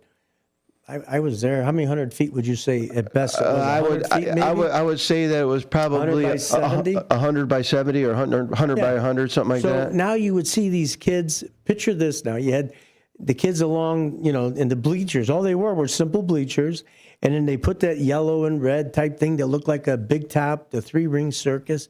And then they would shift to the other side of the studio to where they did the acrobatics and they did the skits with Bozo and Cookie. They did all of that. Yeah, it was all gaily painted. And right, in a 100 by, I would say 50. If we got to get the dimensions.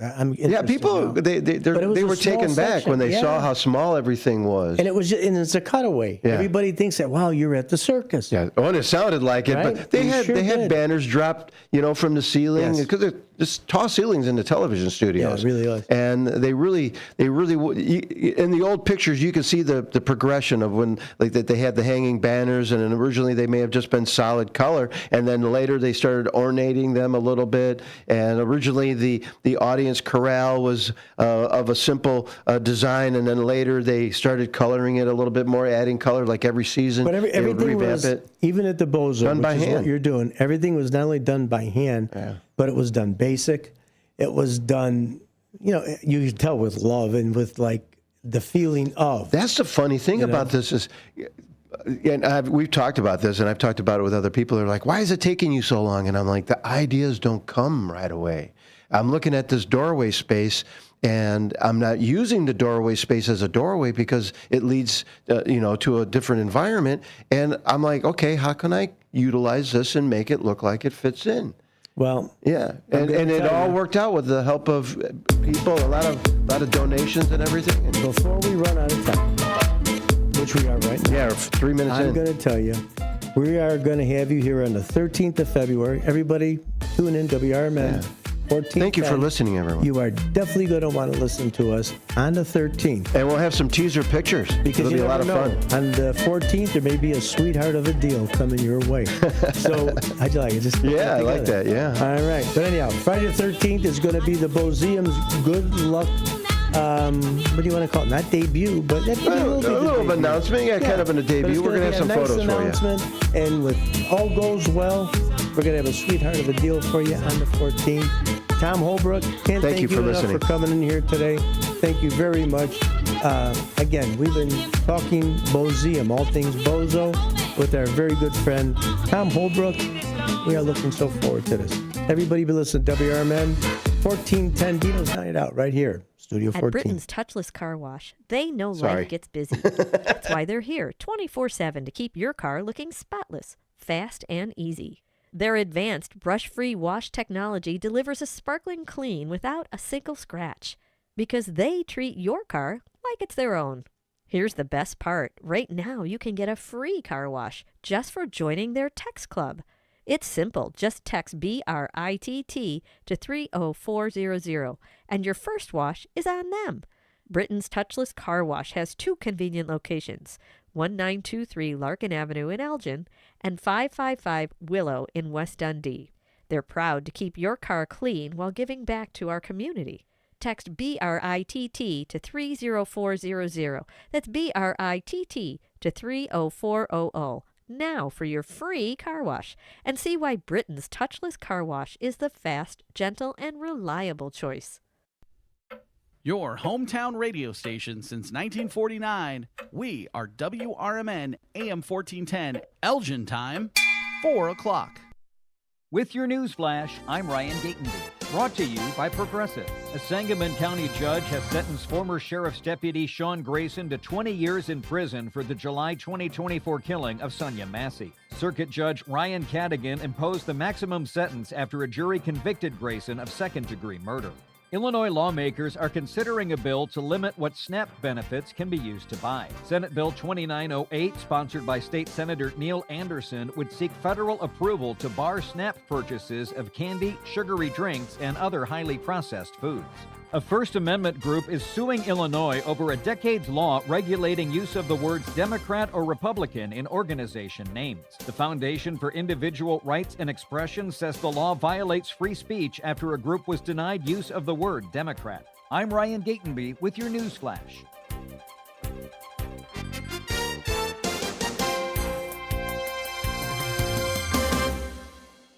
A KFC tale in the pursuit of flavor. The Colonel made his $10 Tuesday bucket so full with 8 pieces of juicy, crispy chicken